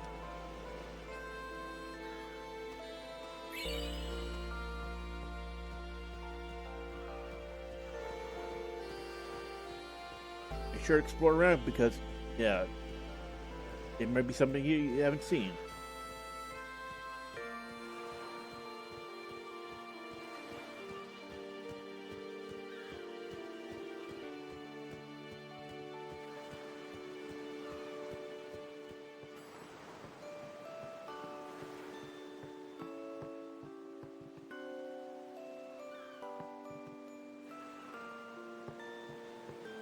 I believe that's all of them.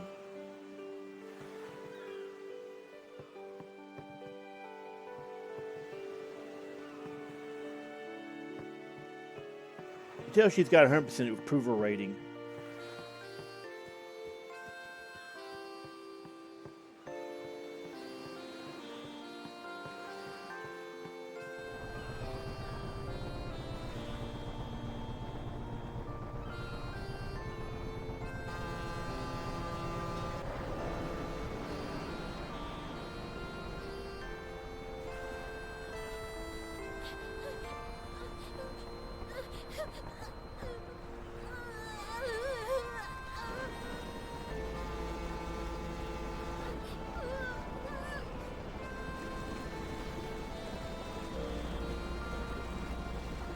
Goodbye.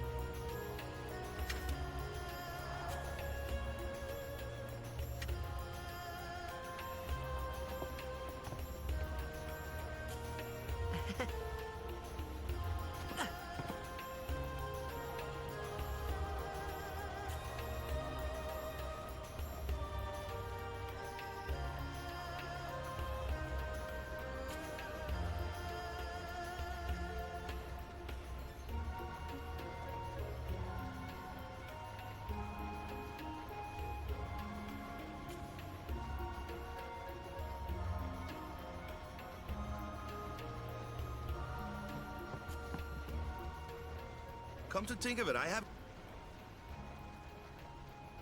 First to Kilika Island. Then we change boats and head for Luca. For that, though, Yuna's gotta pray at the temple. I'll be guarding. We'll be praying for the Aurochs' victory, too, so you come along, yeah? Great plan. Hey, it is a great plan. Don't look at me.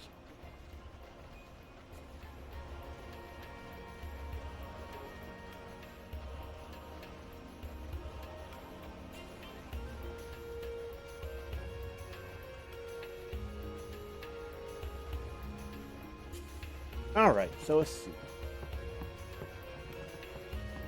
Basically, you gotta keep moving this, go on, move the story along. When you get to the SS Liki, be the next boat, right? Oh, sorry. Yeah, the next boat is the one where you can get the access to deck shot. So, She's the daughter of Lord Brask. Yuna's the heir to... Going as fast as we can. it's tough when your father's famous. Huh? Waka's a bit lacking in the imagination department. Huh? Thanks, Lulu.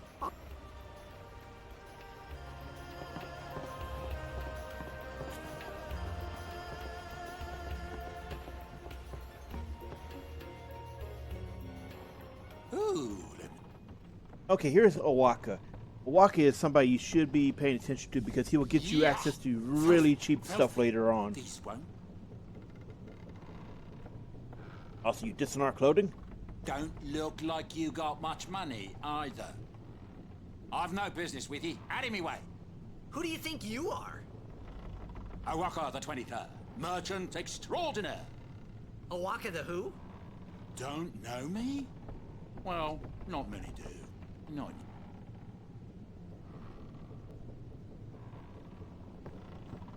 But someday, the... Say, look.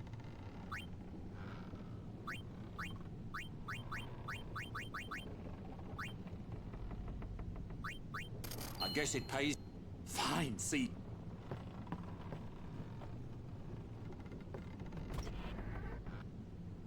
So you're gonna want to do that constantly. You want to give him money you can spare, because it pays off once he, once the story advances to the point where he gets access to, paying his debt off, and then he'll sell you cheap 4-slot items. Here you can just do this over and over. Get some early potions. You can't sell them, unfortunately, but if you really want to, you could probably go to 99 and sell, get a little extra money early on. But you'd be better off just grinding, really. I'm not at liberty to...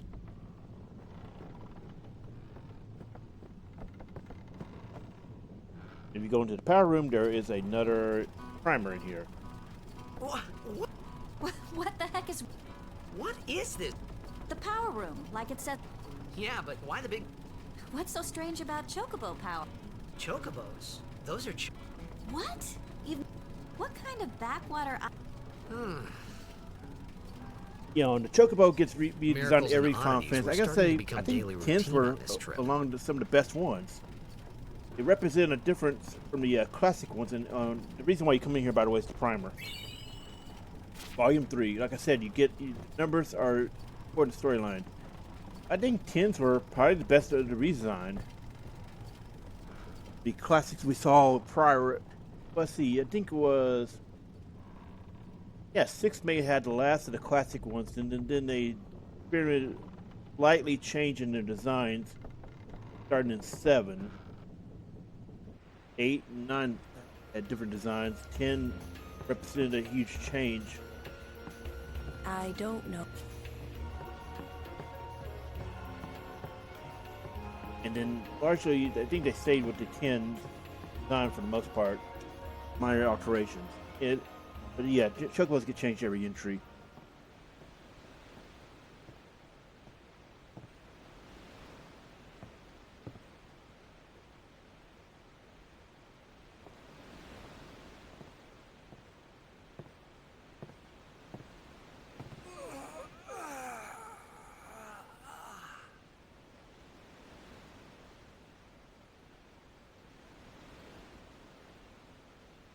the wind. It's nice.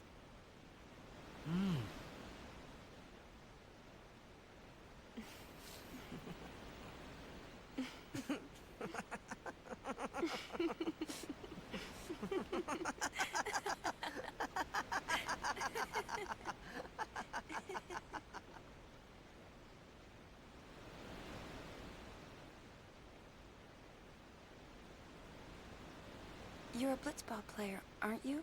From Xanarkin, right? You hear that from Waka? Mm-hmm. Huh. Waka. Waka doesn't believe me at all.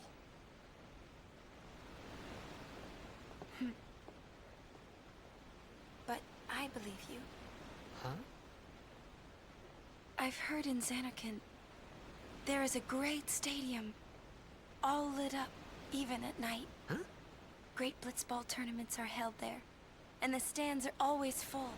How do you know that? A man named Jack told me. He was my father's guardian.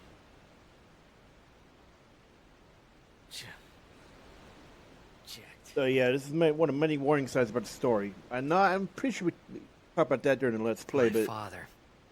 His name is Jekt. yeah. Yeah, when you're doing replay of it, it's so much more obvious what's going on. I think that's something that was great about the story. Like this must be A lot of things make more blessing sense of when you Yevon. replay it rather than doing a blind playthrough. Sounds like him, but it can't be him. Why not? My old man, he died. 10 years ago, off the coast of Xanarkin. I'm sorry. He went out to sea for training one day, and never came back. And no one's seen him since then. Why, that's the day that Jekt came to Spira. But, It's true, I first met Jekt 10 years and 3 months ago. I remember that was the day my father left. The date fits, doesn't it?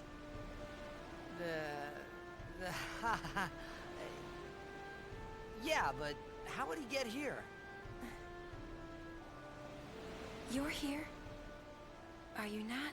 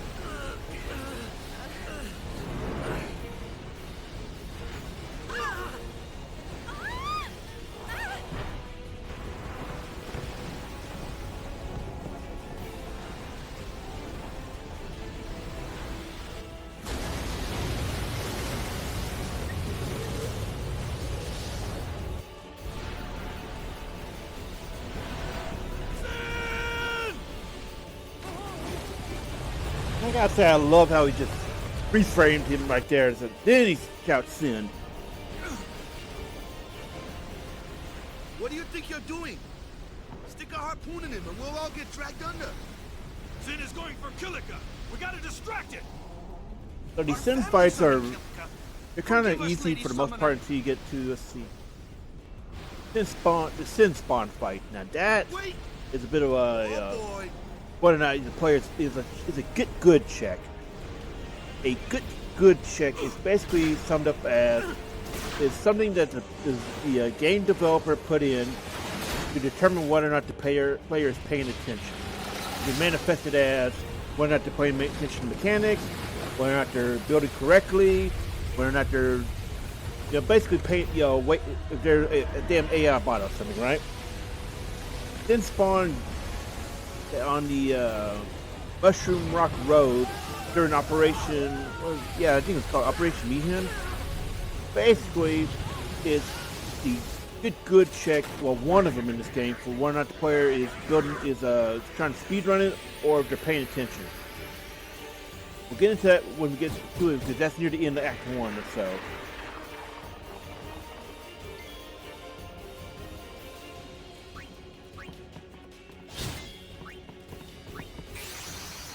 We're just gonna use summons to get through this quickly. Because this is a great fight for farming summons. Plus you can tell whether or not what their hit points are.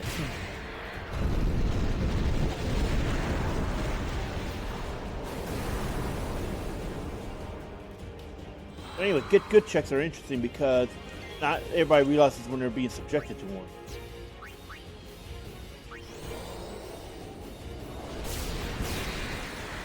Let's see.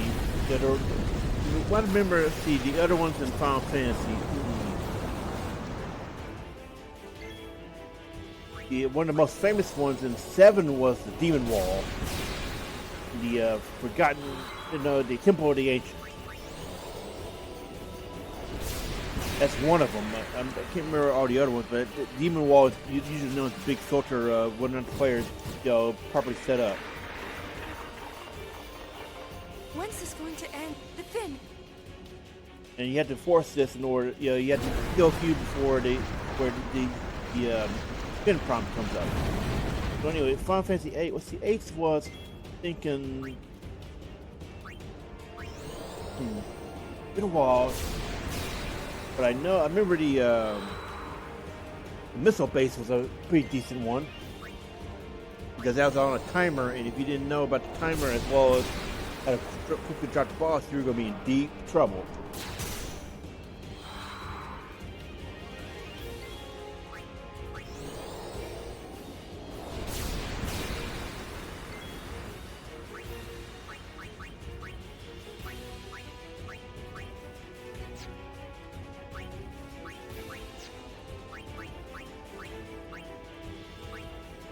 So you can only attack in certain ranges. Because she is flying, she can actually run over there and smack him. It's kind of funny.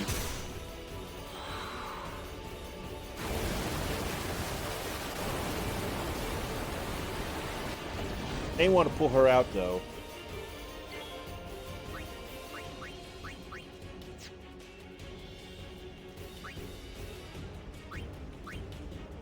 But on the other hand, we could probably do a severe amount of damage here before sending her out.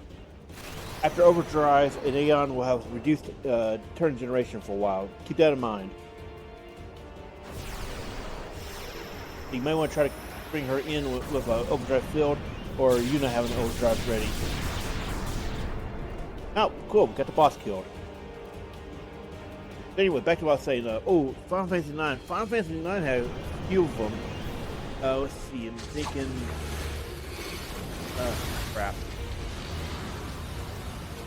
Valley of Pierre was a Git Gud check for sure. Because you needed to know how to defang that boss. Another one was... Gizmaluk. Gizmaluk was an annoying one if you didn't know what the trick was to beating him. Then you had the Nova Dragon, or the Silver Dragon. And Nova Dragon was a joke. Silver Dragon was an annoying one if you didn't know what you were supposed to be doing there. Same with Kuja. And 10 has quite a few. Most of them are spread out during the game. Sanctuary Keeper later is a big Git Gud check. Same with Seymour not long before him. Then you have this guy here, who is meant to be what you're paying attention. One night you're paying attention to how you're supposed to deal with faraway enemies. But Sinspawn is really the true traditional first Git Gud check at 10.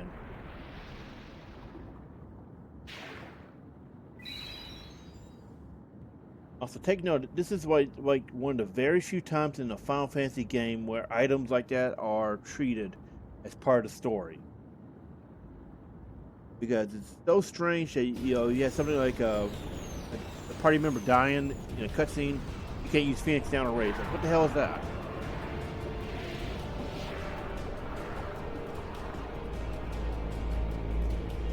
And here is actually a semi-get good check. This one is basically, are you paying attention to status effects?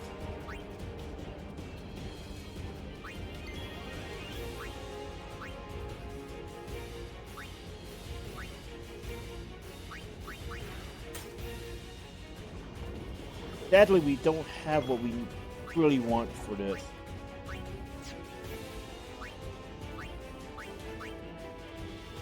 Now, yeah, if you somehow have a, actually we do have, never mind. So, if you have a dark attack, which you should, unless something screwy happens, you can blind him, which will reduce his attack percentage by 50%, which is amazing for this fight because most of the time he auto attacks. He hits harder than those guys do, so you can heal up and just tank until you have your overdrive stuff ready.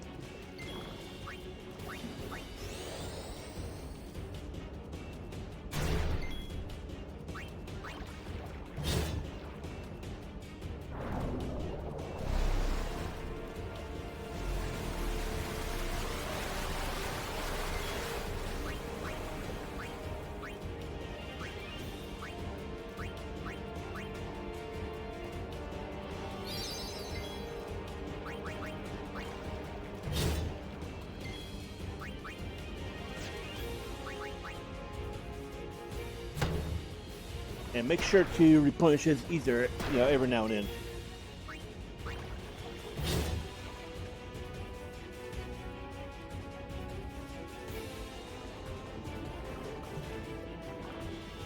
That's one of the biggest reasons why you want to smack him with that, because he will regenerate health if he manages to drain. So this fight can drag on constantly if he's allowed to do that freely.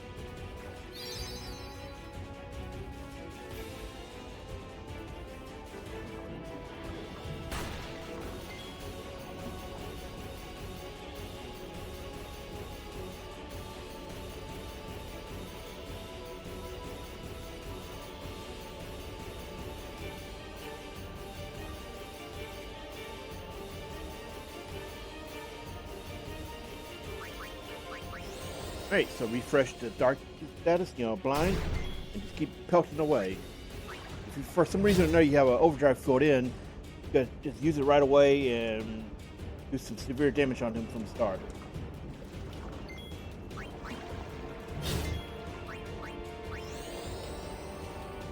And refresh ether, refresh it if you need to, but I kind of screwed up by refreshing the status before it actually expired. As far as I know, if you reapply a status, it just restarts the timer before it disappears. But sometimes it's early square. Like, don't be fooled. Just because the game we got remastered doesn't mean it's not still early square mechanics and all that.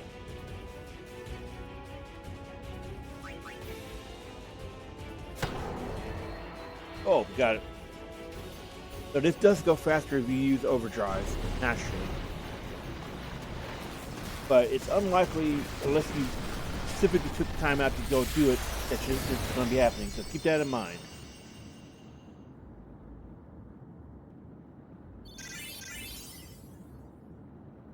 Also, wait, Kimahri was... Hey, I thought I didn't see him there. I thought he wasn't available yet. And this is one of the cutscenes you can skip. When Sin attacked, I kept hoping... And technically it can, but it doesn't. Defeat Sin. I must defeat Sin. I was just fooling myself.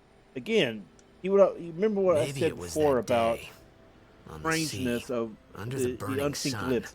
It's because they used the original Japanese and then recorded, redo them for non-Japanese market. I was in a foreign world. I wasn't going home. This was my new reality, and I was stuck in it for good.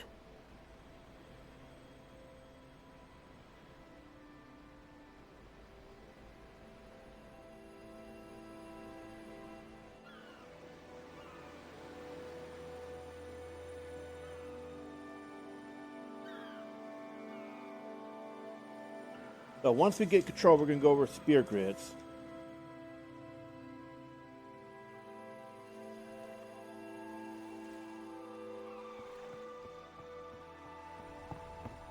Greetings. Oh, if there is no other. And you're also going to see one of the most iconic sequences of 10. I would actually say there are two sequences in 10 that are considered the most iconic of the game, and often get reproduced in media referencing it or representing the game.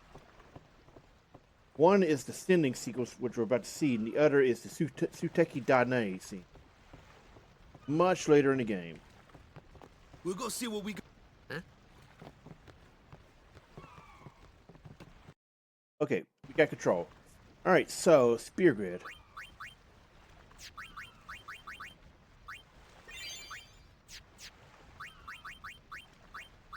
We'll begin with Titus. So notice how, first off, spear grid by default is going to have very little in it.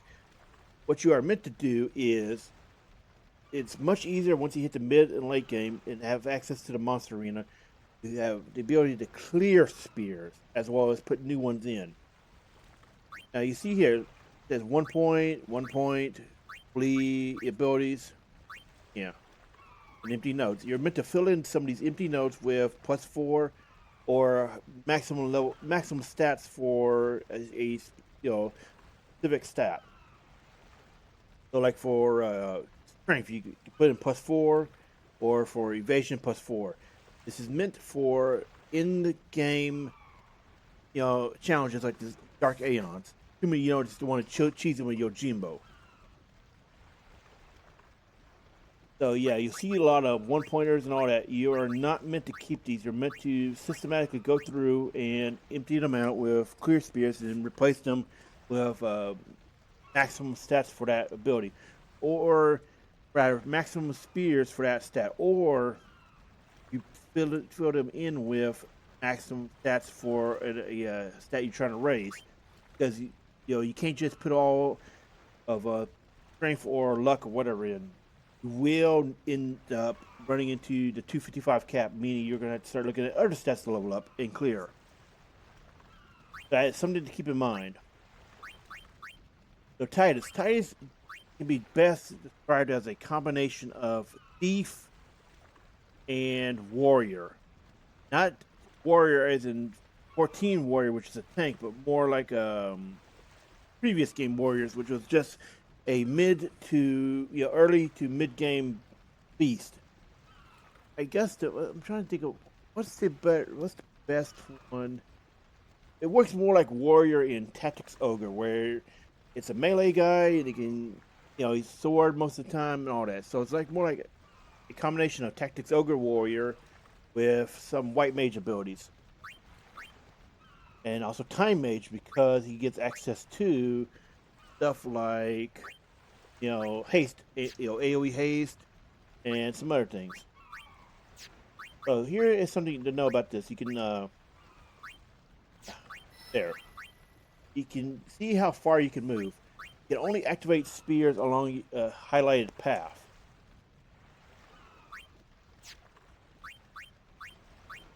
Actually, wait, no, here.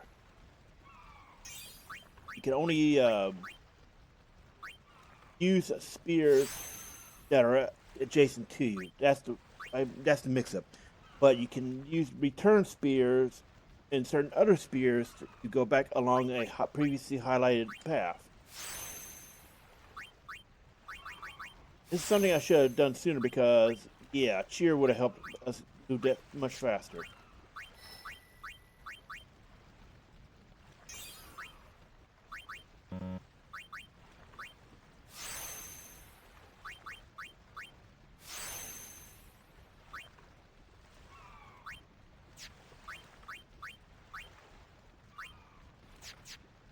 All right, so Yuna. Yuna is an interesting case. Her spear grid basically is full-on white mage, and the spells that she that Titus does not normally get.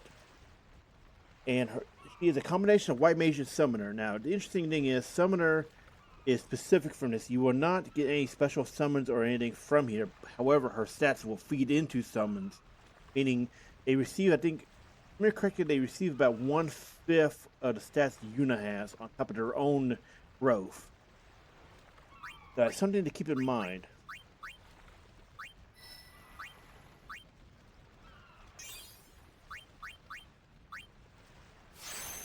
Now you see here the null elemental spells. Early on, you won't have much use for them. However, in certain fights like Seymour, well, all of Seymour's fights, you're going to have a lot of use for those. Kimahri is interesting.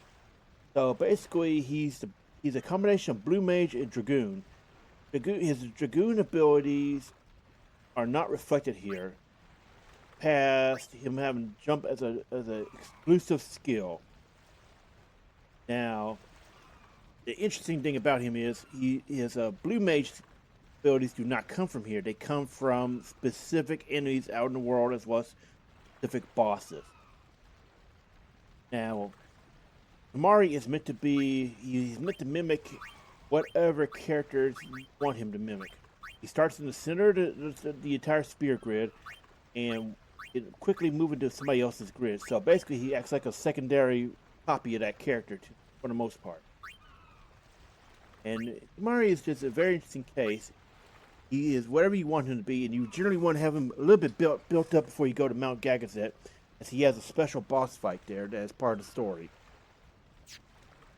Lulu is, as you can imagine, the classic black mage. Gets access to some of the strongest abilities in the game, and yeah, by default. Oh, I should talk about the stats. Damn, sorry. So Titus stats. Well, hang on. We'll get to that in a moment. Especially since some people are not in the party yet. So I think we'll actually wait until we've gotten Auron and maybe Riku to talk about what the spear grid stats all are. They all have their own combos that are favored. But Waka is kind of Waka is by far going to be one of your strongest potential physical attackers. But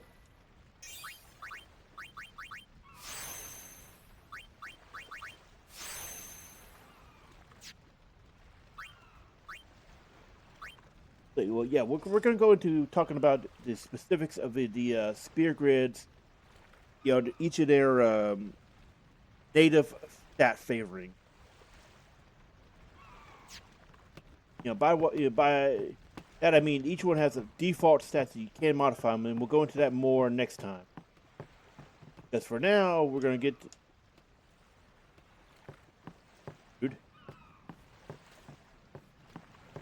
Right now, we're gonna move the story up, get the Sydney done, and because when we get access to the next day, it's sunset right now.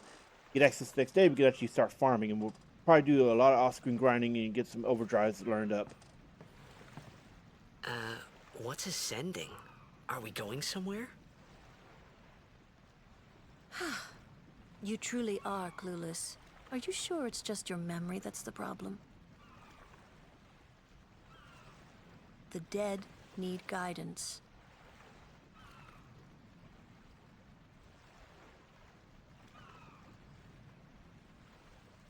Filled with grief over their own death, they refuse to face their fate. They yearn to live on and resent those still alive. You see, they envy the living. And in time, that envy turns to anger, even hate. Should these souls remain in Spira, they become fiends that prey on the living. Sad, isn't it? The sending takes them to the far plane, where they may rest in peace. Summoners do this?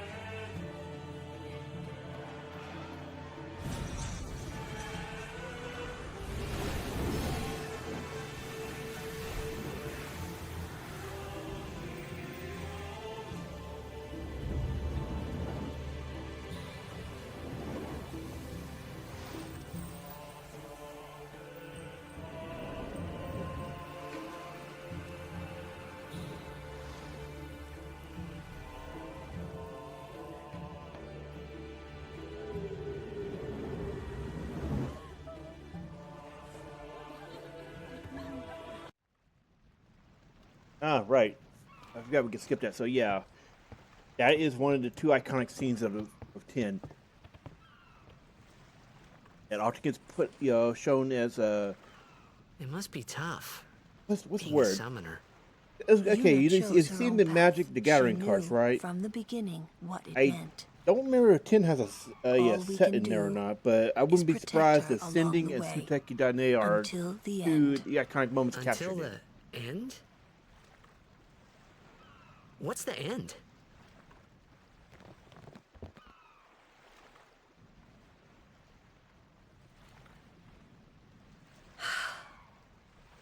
Until she defeats Sin.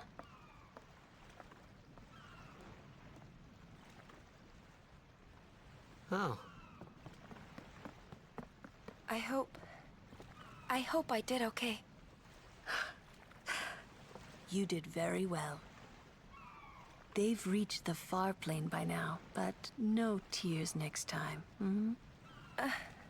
I wished there would never be a next time. No more people being killed by Sin. No more sendings for Yuna. Everyone stood there watching her. It was strange, and somehow horrifying. I never wanted to see it again.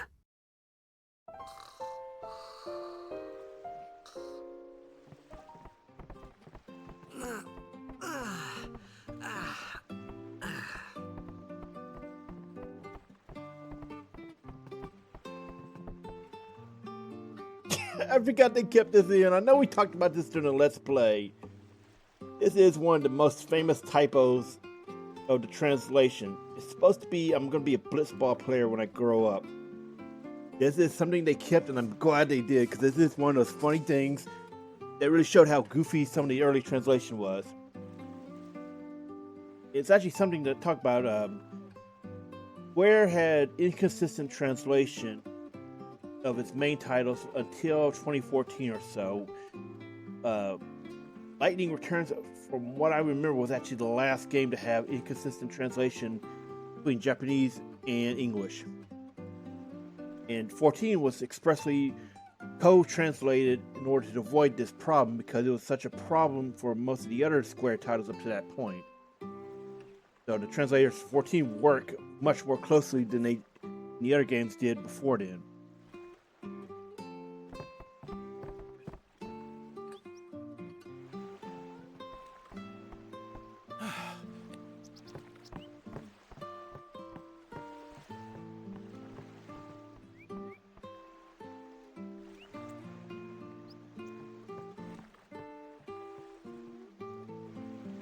Oh, where the hell is he? I don't remember where he's at.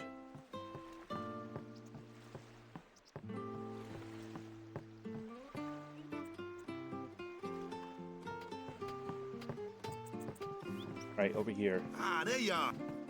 The Kilika looks like a Besaid hellhole, and it Island. doesn't get Run up. repaired until the events of, 10-2. Onto the temple. Go! High Summoner O'Holland. Yep. Lord.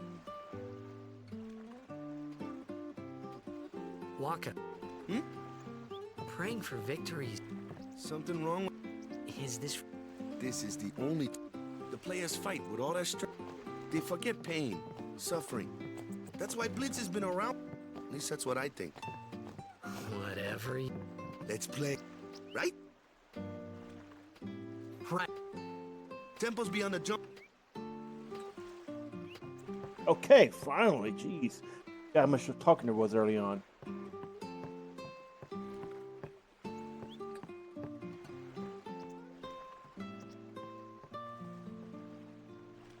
So first off, we need to find a save spot.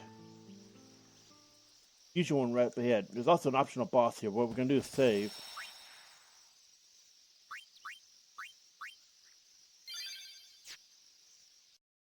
Wait, can't have been 6 hours.